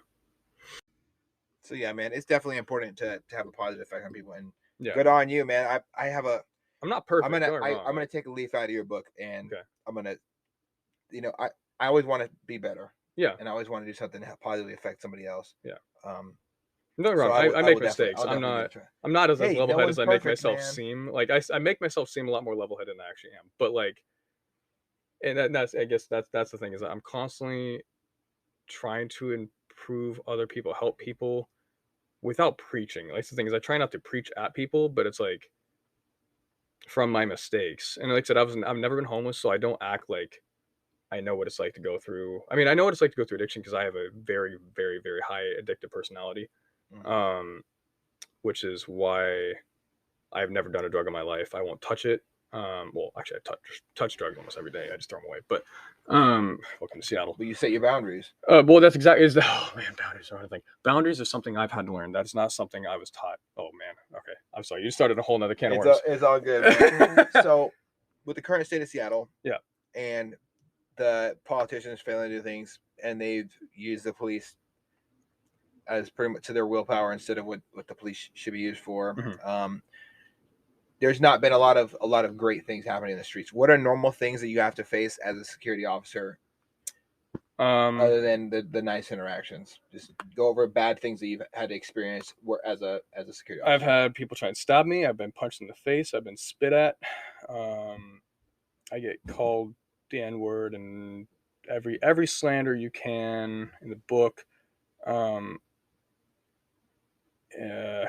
mean, yeah, I get people screaming at me. Let's see, people threaten to shoot me, kill my family. Which at that point, I'm like, good luck trying. What are all the bad things? I mean, yeah, I've had people physically attack me. I've watched people die, hit by trains, try and kill themselves. I get suicide a lot. Yeah, geez, that's a tough one too. A lot of medicals. I've responded to a lot of medical. That's the thing, is that even though that's the nice thing, is that I was an EMT and I left EMS, but now in the transit account that I'm in, I do a lot of medicals and I love it. I love helping people. I always carry you see me. I always carry my gloves. I got a couple tourniquets. I got some. Yeah, you do. Yeah. My actual first aid kit I don't carry on me anymore because the bitch is way too bulky. But I do carry. I got gloves. At least I can put some pressure on something. Yep. And that's I've had ODs. I've done CPR a couple times. When I first started, I had a guy fall down the stairs and he was losing blood. He had a 1 inch by 1 inch OSA laceration in the skull, and he was losing blood a lot. And of course, none of our guys knew what they were doing. So I put on a glove. I just put my hand on his head, put pressure. That simple thing can make the biggest difference. And I was just at that point, I was just the whole time like, hey, what's your name? What's somebody we can contact? What's your address? Just when you're doing that, not only are you getting him talking and keeping his brain active so he doesn't start nodding off, but you're also getting information so we can start contacting people. I'm like, what's your blood type? What's this? What's that?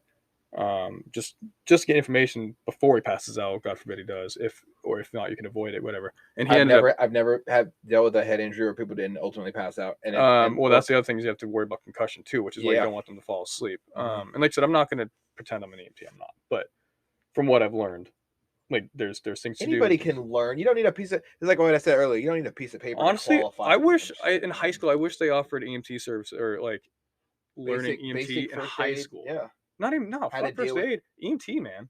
Honestly, it's 3 months. Well, granted 3 months, and that's all you're studying in 3 months. But like, it should be an elective. It should be an elective in high school. I don't see why it's not. I honestly, God, think it should be an elective in high school. That's my personal opinion. If we can have, because they have fire tech at Snowwell, why not have EMT and just have an EMT school? We need people who can help as well. Well, yeah, it's like I think EMT is something that everybody should. I mean, yes, we're getting civilian ownable Narcan or whatever, and like anybody can do CPR and basic first aid, but it's like, why not go one step further? Yeah. Like CPR and first aid is like a couple hours. People's body is important, and this is something that ties into being a gun-toting motherfucker. If you carry a firearm and you are actively saying, "Here, I accept the possibility that I might have to take blood out of a bad guy." Yep. You better be ready to keep blood in a good guy because your wife, your husband. If you shoot them, you sure as fuck better be prepared. Once you've eliminated the threat, keep them alive. Yeah. Your goal is not. You have to understand this is gunner. Your goal is not to kill them. Your goal is to stop the threat to your life, that is it. Other lives, or their own life. And then it's life-saving time. Yes, and then if the second you eliminate the threat, you have to, and this is going to save your ass in court so many times. You have to be able to protect their life. Now in Loomis for Cash and Trains, it was a little different. For Loomis, we were specifically trained, if the second you eliminate the threat, you get the fuck out of there. Yeah. You tell them, hey, I had eliminated the threat, or I had a suspect trying to rob me at this location, whatever. And that's with the armored vehicles? That's with the armored trucks. You get in the truck and you leave. Because you might have more people. Well, you may have more people coming behind you. And usually you don't know. Bad guys travel in groups too. Cowards. Well, especially armored trucks, they always travel in packs. I've had somebody try and rob me once, at least once that I know of. Oh, I just killed your candle. Sorry. It's all good. At least once. And it's I mean, let's just dig into the armored truck side of things, because that's its own side of security for just kicks and giggles.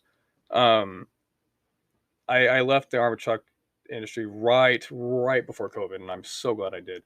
Because I went from an industry, armored truck industry got hit hard because everything closed, versus I went in transit side of things, and transit side of things, all the construction workers went home as well. And so we had to watch all the sites. So I was actually working my ass off during COVID. I was 6 days a week making bank. That's good. Which is awesome. COVID didn't really hit me. My fiance was getting paid to stay home, and I was working 6 days a week. So I mean, I got my hours cut. A lot of people did. We had Monday gun day. Monday gun. No, it was a thing. We decided Dude, we decided to become really good with guns. Me and my boy and my wife and my little brother, and that's what we got the fuck after it. Dude, I wish I had that time, but I was working my ass off when later, I wish I had spent more time during that period also doing a lot more EMT and first aid, life-saving training as well, because there needs to be a healthy balance. There needs to be a balance between life-saving and life-ending. Well, possibly threat eliminating. I very careful about saying life-ending, but yeah, I guess dipping into the security side of things, because me and my ADD brain. This is something I tell people is there's a thing called verbal judo. I think his name is Michael Thompson. Anyway, I've heard about that. Yeah, guy's judo. PhD, ex-cop. So essentially what I tell people in security is that, and this is my personal opinion, certain forms of security honestly are only a step and a half under law enforcement. What I feel like law enforcement officers, they carry the tools. Well, a lot of times their hands are tied too, and that's what they say. Well, specifically now, no, they are. Their hands are tied. They're like, my hands are tied. I'm like, listen, bro. Yeah. Everybody has a choice to make, and I told this to a cop when he watched a lady get the shit beat out of her, and I had to step in because I've seen that. I've had that happen. I've watched somebody get the shit beat. I couldn't do anything. I'm watching a old lady get the shit. Old lady, I wouldn't put up with. And this cop is just standing there. I'm like, bro, get active. What the fuck is wrong with you? And he's like, my hands are tied, so I push past him, and I go hands on. You can. And then I turn around and ask him after I'm holding this unconscious male now with his blood everywhere. And I'm holding the back of his shirt and saying, "Are you gonna arrest me now for stepping in?" So, and I told him he was a fucking coward, and then I dropped this carcass on the ground and helped the lady up, and I helped her to get to a place where she could get some first aid. Yeah, that lady will never be the same. Never. She'll never trust the police again. Yeah, and that's the problem. Let her get her ass whooped, bro. And that's the problem with today's policing, is it's such a shit show. And this is why nobody wants to be a cop. Oh, I'll get into that in a second. I'll just jump into that right now. So it's super close to being it. I think I've watched security guards step up when cops wouldn't. I've watched cops step up. Yeah. I've watched sheriffs step up when cops couldn't. Yeah. And I've watched cops step up when civilians couldn't. Yeah. I think we have, and I don't think this is a police sheriff security issue. I think this is a human being issue. It's a human being issue. There's a political issue involved with that. There's a lot that goes into it. So so for example, right, the transit agency I work for, we have security. We also have a police contractor, King County Sheriff. Is contracted with our agency as well. And police will come up a lot of times. They'll get pissed that I called them because, granted, they're short staffed, right? Mm-hmm. They'll be like, why was, so a lot of times my security officers will call PD because someone refused to leave property. And I tell my officers, listen, there's almost no time that you should ever call PD because somebody refuses to leave. Ever. Because we only have, like, right now, KCSO King County Sheriff's Office only has like 3 or 4 officers on for our particular contract at a particular time. I'm like, these officers, these deputies need to be able to stay open and available for physical threats. Yes. So this kind of goes into what I was saying a second ago. There is almost nothing that a security guard or security officer, observe and responder, observe and report, there's almost nothing they can't do that a cop can.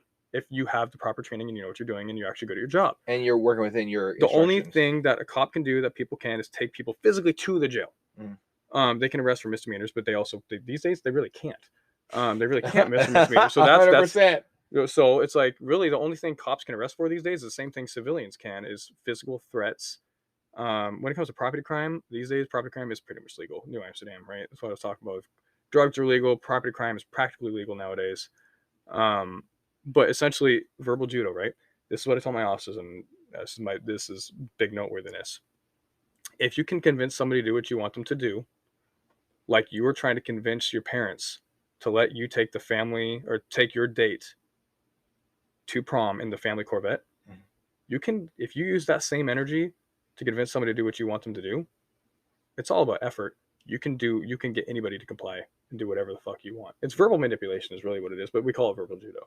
My fiance hates when I say this because I say verbal judo all the time to people, but I'm like, it kind of goes back to when I said my manager gets to know her officers. It's hearing them out. It's hearing between the lines. So when you got some homeless guy shouting at you, fuck you, stupid N-word pig, blah, blah, blah, whatever, he's gonna start pin dropping little hints in there, but you also ask questions. Essentially, you never, if they ask you a question, you don't, it's politics. You don't answer the question they're asking you. You ask more questions. You keep asking questions to dig deep, dig at them and figure out the true meaning of their anger behind them or whatever. It's not really manipulation. It's don't take what they say at face value. Exactly. It's not the face value. Look at the story behind them. They're calling you the N-word because they're angry. They're shouting at you because they're angry. Why are they angry? Why? Figure out that reasoning. And so that's kind of security in general. Is you don't need a taser or a gun or anything. The only reason you need a taser gun is for immediate physical threats only. Once that threat presents itself, you can't just say, "Oh, when the threat presents this person is 260 pounds and he's black and he's like 6'5". Yeah. He might be a threat."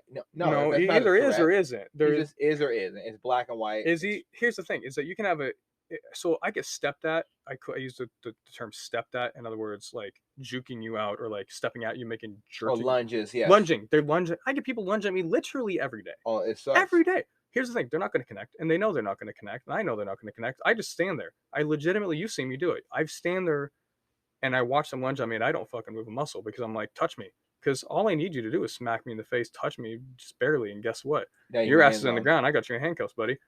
I've only had one person that I've ever had a handcuff in 3 years, and he didn't even lunge at me. He just straight up so the person I detained, I can't say the word arrest. If I did, I'm sorry. Civilians cannot arrest; they can physically detain. He robbed an elderly couple. They gave me the description. They did not want to press charges because they're from Germany. They don't want to get involved in foreign affairs, right? Then I had two other individuals get robbed and assaulted all at the same time. I was on the other side of the mezzanine. They came sprinting over. Like, this guy just robbed me, whatever. Matched the description exactly, right? I just buckled down. Football lineman tackled his ass. Yeah, put him on the ground. He actually got me up on a wall and punched me twice. Actually, no, he was on. I had him on his fours, and he punched me with his arm and hit my jaw, and it freaking rang my bell. But I ended up getting him in custody with the help of the two civilians, right? But essentially, 3 years, I only used my handcuffs once. I pulled my baton twice. I think maybe 3 times. No, twice, I think. Anyway, I've had to use the force probably less than 10 times in 3 years. There's almost no reason you should ever have to use force unless there's a physical threat. But if you can verbally convince people to do what you want them to do, and actually learn how to do that, being security is actually not much different than law enforcement. Well, actually, there's a lot of difference between security and law enforcement. Security is the private field. But what they can do in the city of Seattle, the situation, well, in any contact, we call them contacts when you're in a situation with an individual, whatever that may be, whether smoking or physically aggressive, whatever. There's really not actually much difference to policing than security if you're actually good at your job. Why people have such a stigma against security is because of the lack of training and professionalism character flaws. It's that character versus teachable moment thing. And so that's why I'm trying to go into law enforcement, but that's its own thing I can dig into for an hour. That essentially security isn't this Paul Blart thing. It's just there's certain levels to it, like any other job out there. There's security officers that are super good at their job, and there's also that just flat out suck. And and there's contracts that pay less, and there's contracts that pay more. Contracts that pay more, you get a lot higher quality officer guards. And there's a bunch of stuff in between too. And hundreds of different things in between. You got armored truck stuff, and then even with an armored truck, you got guys that are ATM qualified that do ATMs, and you got guys that Garda that do McDonald's all day. Like, yeah, and just like you got Loomis and Brakes that do in banks and ATMs and making a lot of money. You got guys like Garda that are doing freaking Walmarts and McDonald's and things like that. But there's so many different aspects of it, man. It's a whole career it's a career for the people don't take seriously, which kind of I mean, I didn't when I first started. I'll be honest, I didn't take it seriously at all until I got into it. But I guess going into policing or whatever. So this is why people don't want to be cops because I don't know who people hate more, security or cops. Actually, these days, honestly, I think people like security more than cops. And so that's the thing is you got guys like me that are trying to become, this is kind of going to the problem in our policing hiring, as I think hiring in the United States for police is a big problem right now. And I think it's a flawed hiring process. The hiring process is especially flawed. like with the disqualifiers. The disqualifiers is a load of shit, and obviously a lot of cops hate me. I don't hate cops. I'm upset with departments right now. I've been trying to become a cop since I was a kid, and I keep getting turned down. My record is flawless. Is it your hair? Huh? It is my hair. Do you need a high top? I probably do. Let's be honest. if you get a high end tight, maybe they'll let you. Dude, all I know is that because of the politics these days, I have a lot of friends who some of them don't know why, some of them have admitted why. Whether it's so, I'll give you one example, right? I've debated whether I want to talk about. So now, obviously, I'm not going to say names, but I have an individual who, a friend of mine from the past, had literally one mistake in their life. They had they had received a blowjob for $20. Okay. They're no longer allowed to be a cop. I think that's fucking horseshit. Is it stupid? Is it a bad mistake? God. Yes, but they can no longer be a cop because they received the blow. It's prostitution. Prostitution is legal in Las Vegas too. In Las Vegas and within our country, Europe, again, Amsterdam. Is it bad? Well, so here's the thing, right? If you, and I'm not endorsing, I think porn is a problem in our country, but that's a separate issue. If you were to simply say, hey, I'm recording this blowjob, I'm paying you to record it, now it's legal. Welcome to the United States, to where if you pull a freaking phone and record it, it's automatically not prostitution. I think that's weird. That's legality. That's the legality. That's the difference between the disqualifiers. Yes. Well, not disqualifiers necessarily, but I'm just saying that's the legality of prostitution is illegal. But if you'd automatically film it, now it's pornography, and you're paying for the pornography, and you're not paying for the sexual. That's interesting. I never thought about life like that. Do you ever see? And so there's a lot of weird disqualifiers. Yes, and so, but here's the thing, right? I don't have any disqualifiers. My record is flawless. I'm not perfect. I've made mistakes, but here's my thing: is I can't even get to the polygraph. I keep getting turned down by departments, and they never tell me why. So I've applied to all these departments, and they always tell me you're not a qualified candidate, and that's always the terminology, and then they cut me loose. So I have this, like I said, I have all these friends. I have friends that can't get in. They claim that they don't know why, and that may be true. That may be the case. I got friends that have college credits that have been trying their whole life, like me, for example. All my career fields have been for law enforcement. My career is proven. Like, I got all my bosses would endorse me in a second. I'm level-headed, whatever. I have college credits towards law enforcement. I've proven, because I went through Whatcom County Sheriff's application process, and they told me, hey, we're probably not going to take you simply because of the fact that you have no experience with a handgun and you're very young, whatever. Worked for Loomis. What would be a qualified experience with a handgun? Like, well, and that's the thing. So courses, because I know they offer a bunch of from my experience, the pistol qualifier course, and I've watched the SWAT. I was brand new 21 at the time, so I mean, I just turned 21. Okay, I haven't been very impressed with the qualification standards. Yeah. For you to get disqualified is confusing me, because you have good situational awareness. You're not scared to handle the situation if it gets out of, and you also understand the difference between a hands-on versus hands-off situation. So for Washington State, as so someone like me, I'm a licensed armed guard, right? I gotta put this pen down. You go through the same shooting course as law enforcement. So it's CJTC, the Washington, or WSCJTC. Washington State. You're gonna have to. I'm gonna write this down. Yeah, Washington State, the Criminal Justice Training Commission, CJTC. Okay. You got 100 and some odd page packet you have to study, and you have to get 100% now, and it's online or whatever. Is it hard? Not really. For you, it wouldn't be hard. For the average Joe, it probably would be. Don't shoot unless you're supposed to. You have to have. Yeah, for you it'd be easy because you've gone through more gun stuff than you know what to do. I've got and you also get the packet, but essentially you go through you held to the same standards as law enforcement. So I mean, when it comes to gun qualifying, if you can be an armed guard and pass and whatever, you're fine. You're good. I actually have to qualify here soon. But no, so I guess in terms, so Washington State's one of the few states that still requires a polygraph. People like me, I passed the polygraph for state patrol. Polygraph for what? for time process for PD. Okay. I was about to say fuck. No. For security guard, you don't have to have polygraph. Okay. Well, depends on the company. Gavin Becker, you have to have polygraph. But so Washington State's one of the few states that still does polygraph. So I supposedly passed state patrols, but they quote unquote didn't like one of my answers when I was like all of 19 years old. Again, my record's flawlessly clean. Time to reapply for something. Don't go to the state patrol, man. Don't go to state Don't patrol. pull me over, man. I'm gonna have some dude. fierce words. I was just trying to get and I'm they told me I'm banned for life. Again, didn't tell me why. They just didn't like one of my answers. Cool. Bye.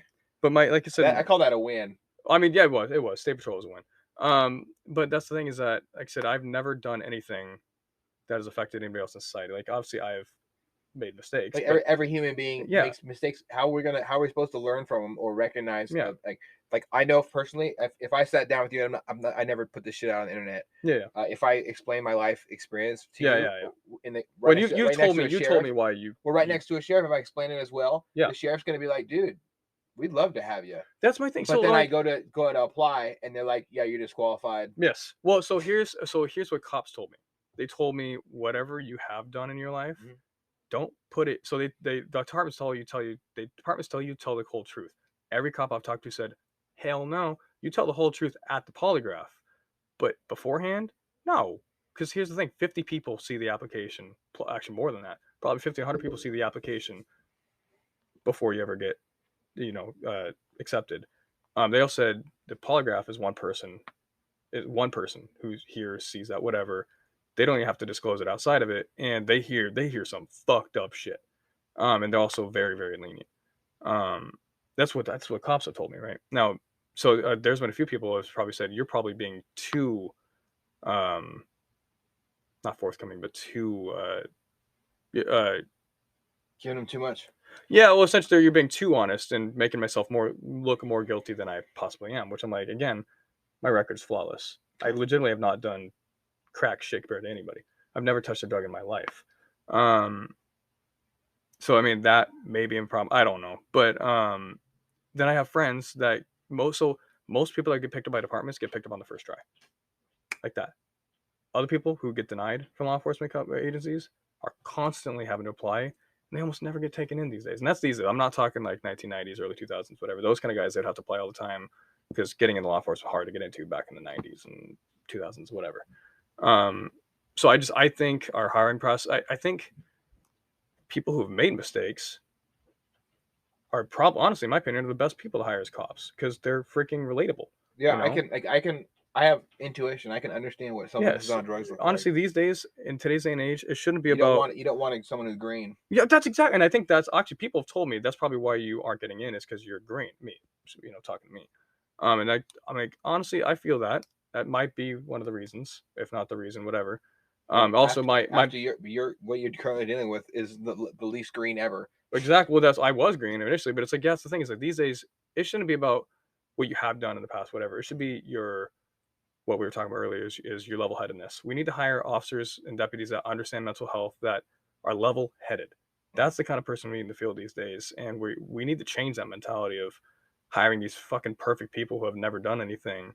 Those perfect people are good at following orders, maybe, but they're not going to be good at recognizing a situation. When I can tell you when a situation is about to turn sour, I leave. Yeah, I immediately leave. Yeah. If I'm with my wife or I confront the issue. Yeah, usually confront more than fight or flight. Well, that's the thing is that, like I said, these days it's like the fact that I'm constantly applying for law enforcement shows that I'm devoted. My career and my education has all been wrapped around law enforcement. I have a proven temperament of calmness. Yeah, I've seen it. Yeah, it's pretty. It's solid. So why am I not getting picked? I don't. Anyway, I'm ranting on your podcast, but it's okay, man. There's a problem in today's society of law enforcement that they claim that they're desperate. All these law enforcement agencies are claiming that they're supposedly desperate, but then they're turning down people like me and several. Like, I got almost a dozen friends that cannot get jobs as cops, and none of us know why. Well, we don't know why. You add me to the list, man. Exactly. I'm going to talk to them more in the future about different things because something that did pique my interest was called the Violent Offender Task Force. Adam Fortney's thing. Yeah. And that's something that's really, really struck my interest. Mm-hmm. I've had a very, very colorful past, and it's usually a lot of grays, browns, and blacks. Mhm. But that being said, it doesn't mean I can't make a positive impact, and I have no problem Have you doing something. messaged Adam Fortney about that? Because he has kind of group that does people that can't get in law enforcement that are trying to make an impact in youth's lives. I think that's something you'd be good at. So you can look into that. But I definitely will. I noticed. I saw he was doing that. Lead the Way, I think, is his program, or some Lead the Way or something like that. But I don't know. I think there is a big flaw in the. I mean, it's getting easier with like programs like Public Safety, whatever, NTN, National Testing Network. They're making it easier in that sense. But it's like people ask, why don't you apply for this? Why do you apply for that? It costs me about $150 every time I test for law enforcement agencies, and it takes a lot of time to apply to departments.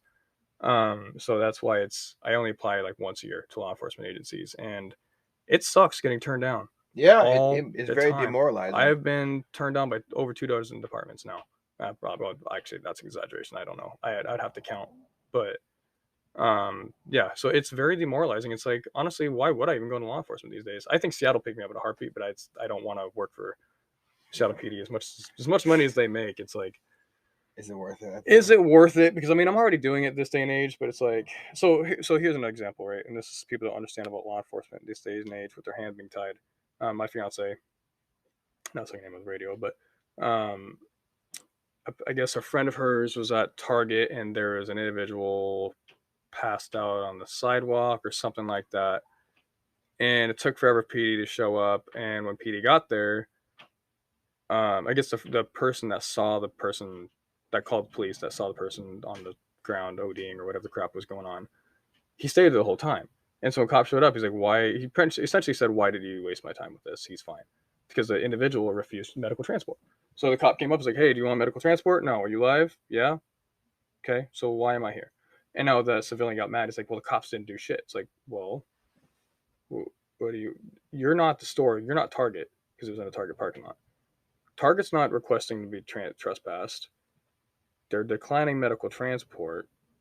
So why? It's like, again, people don't understand police are short-staffed, and they also physically cannot do anything. So why would you call me out? And so then that civilian was, well, not everybody knows that their hands are tied. Well, not even that. It's like their hands aren't tied. It's like there really is nothing they can do. The person's just tweaking out on the sidewalk of Target. But it's like, okay, well, you didn't go to Target first and foremost. Like, if people don't understand the technicalities of policing, is there's so much red tape, and policing is such a tough job. Again, I'm not a cop, but I work with. You have to deal with them at firsthand every single day. Yeah, well, I'm on the. So again, he was in Target, right? I'm not Target LP or loss prevention, but I do the same thing for transit and other things. It's like there's private and there's public side of things, and it's like security again does almost the exact same things. Of, hey, get the crap off my property. Oh, screw you. I'm not leaving your property. Okay, cool. Now we call PD. Well, I mean, obviously I wouldn't. I would work with them and be like, okay, well, why won't you leave? What is there something you need? Blah blah blah.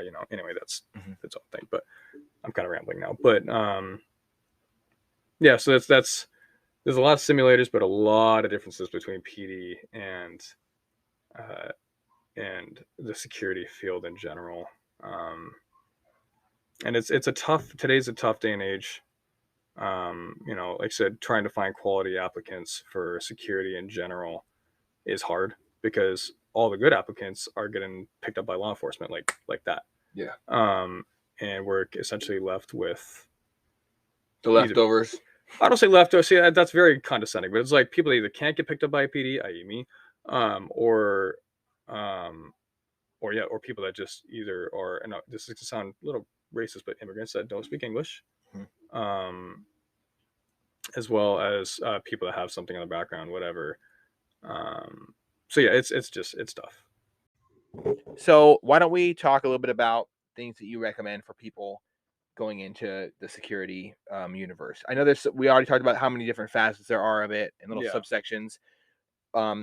Do you think that they should have a background in basic life-saving Genuinely, I would. Yeah, it could save someone's life. In a lot of contracts, almost all contracts require CPR, first aid, things like that. But it's like, I genuinely would. Security is something you can do, as well as private EMS is something you can do out of high school.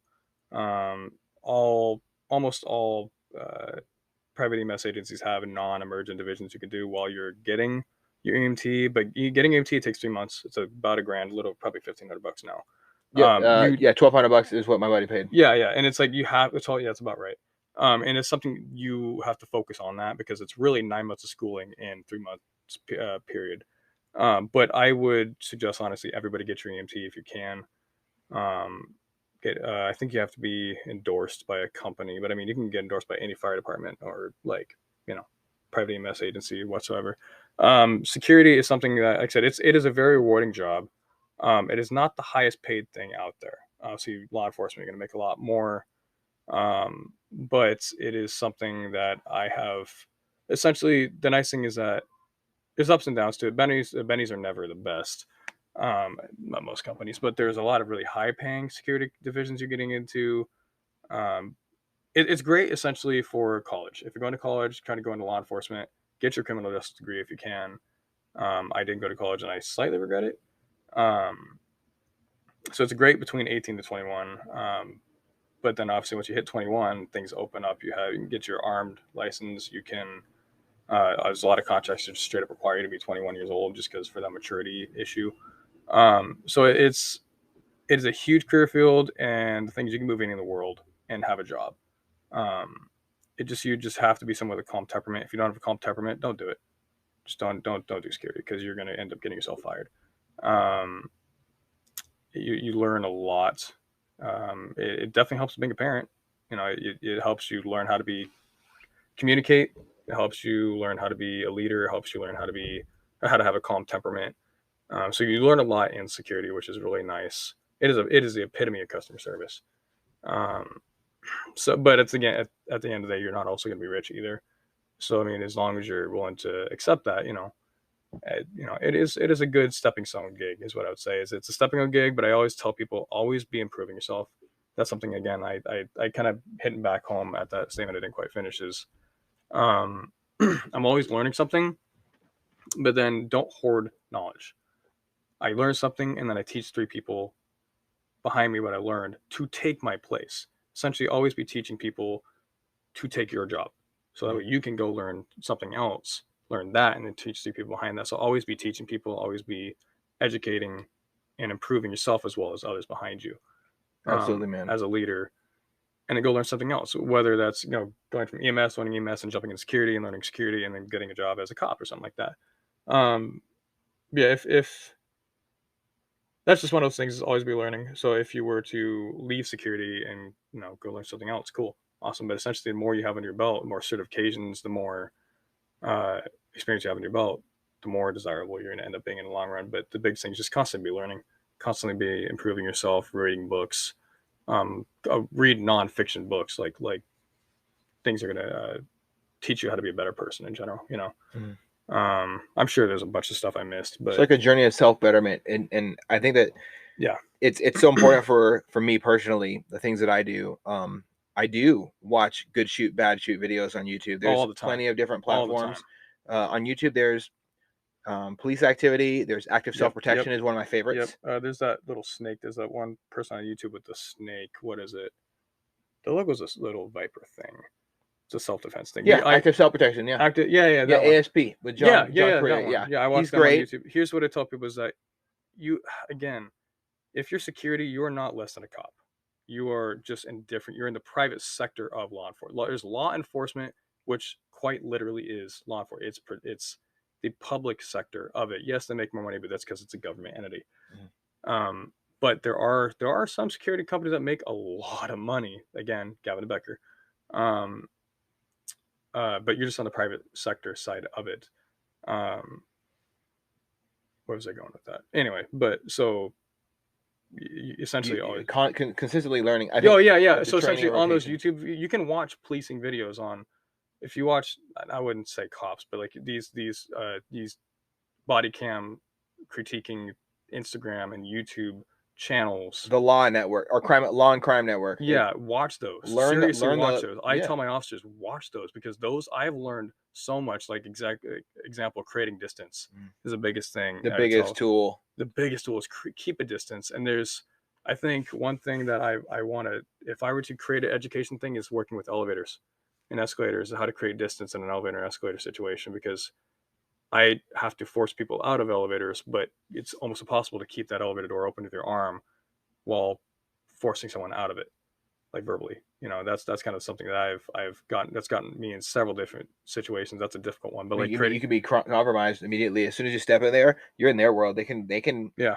They can mace you. They can stab you, and you're never step not in an going to get elevator away with from an it. aggressive individual. Never step into it, but it's also hard because you have to try and hold that door, not let that door shut, but get them out, because elevators in Seattle are not elevators. They are bathrooms, quite literally. They're drug dens, and that's my biggest issue. But anyway, that's a sidetrack thing. But so yeah, anyway, but overall, Plenty of things you can do to self improve, and yes, I think the things that are not that you shouldn't do are more important to learn than the things you should do. yes, Because yes, learn what not to do. Yeah. Learn from other people's mistakes and not your own. Yeah. Because if you learn from your mistakes, it could end up in your life too at the same time. Yeah. But I think I tell people is never get comfortable. And the security industry in general, we're in a different day and age where our parents' generation, you had to work at a company for like 20 years, and if you ever hopped every 3 or 5 years, that looked really bad on your resume. We're not that day and age anymore, especially in security. There's so many security companies, and contracts are constantly changing. As long as, like, for my situation right now, I'm been with the same contract for 3 years.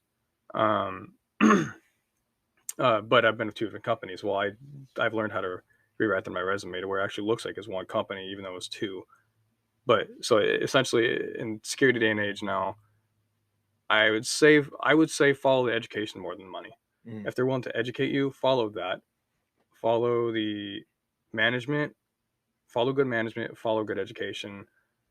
And in turn, money and all that will end up following. But hell yeah, man. One thing I wanted to touch on as we wrap up, this is probably the last thing I really, really wanted to stress on, is the importance of physical ability. Yeah. Do not become so fucking physically out of shape and debilitated that you can't protect. Like if you're having difficulty going up the stairs or difficulty,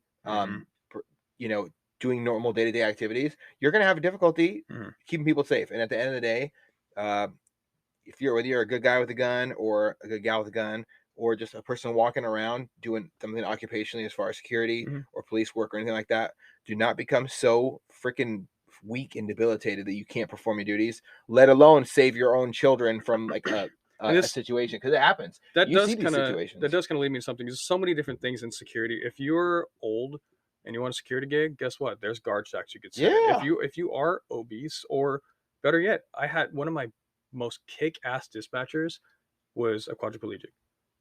He was in a wheelchair. In EMS, and I don't know if he's quadriplegic, but he was in a wheelchair. His legs didn't work. Guess what? He was a dispatcher, and he's one of the best kick-ass dispatchers ever. There's plenty of stuff to do. There's so many things in security. You don't have to have legs to be, like I said, if you want to be observe and report, cool. You're not going to make so much money, but I mean, there's jobs. We have jobs for everybody. It doesn't matter what state you're in. Like I said, you could have felonies and still get into security. So you're not going to get paid as much. You're not going to get some of those nicer gigs, but I mean, there's jobs for literally everybody, and there's always self-improvement, But anyway, keep yourself physically fit, stretch, don't get yourself hurt doing it. Not worth it. Yeah, absolutely. All right, man. Well, I do appreciate you taking time out of your busy life with all your vacations and stuff, and your photography and vacations and great things you do. Is there anything else you want to cut? I think that's pretty much all I had on my roster for today. Final thing I tell people is you work so that you can live. You work for your time off. You don't work to live. Don't let your employer will fill your job tomorrow. So essentially, when you are at work, that's the other thing, is companies will push you to work overtime and whatnot. Just, you work so that you can have a life. That's the other thing too. You work for your time off. I ended up working 6 days a week. I ended up working night shifts 6 days a week, and that almost affected my relationship. I almost lost my relationship because of it. So that's the other thing too, is know the difference between, I know I was talking about work this whole shift, but it's like you work for your time off. Also improve yourself off shift, and that's kind of goes with that mental health, is go climb a mountain. If you work in the downtown city on the weekends, go, make sure you recharge your batteries. If you're an introvert, recharge your batteries. I'm not an introvert, but my fiance is, so I've had to learn how to give her space. Boundaries is another thing I could talk to you, but that's later. But it's important to work to live, not live to work. Exactly. Is what I tell people. Exactly. Yeah. That's, I guess, that final note I would say.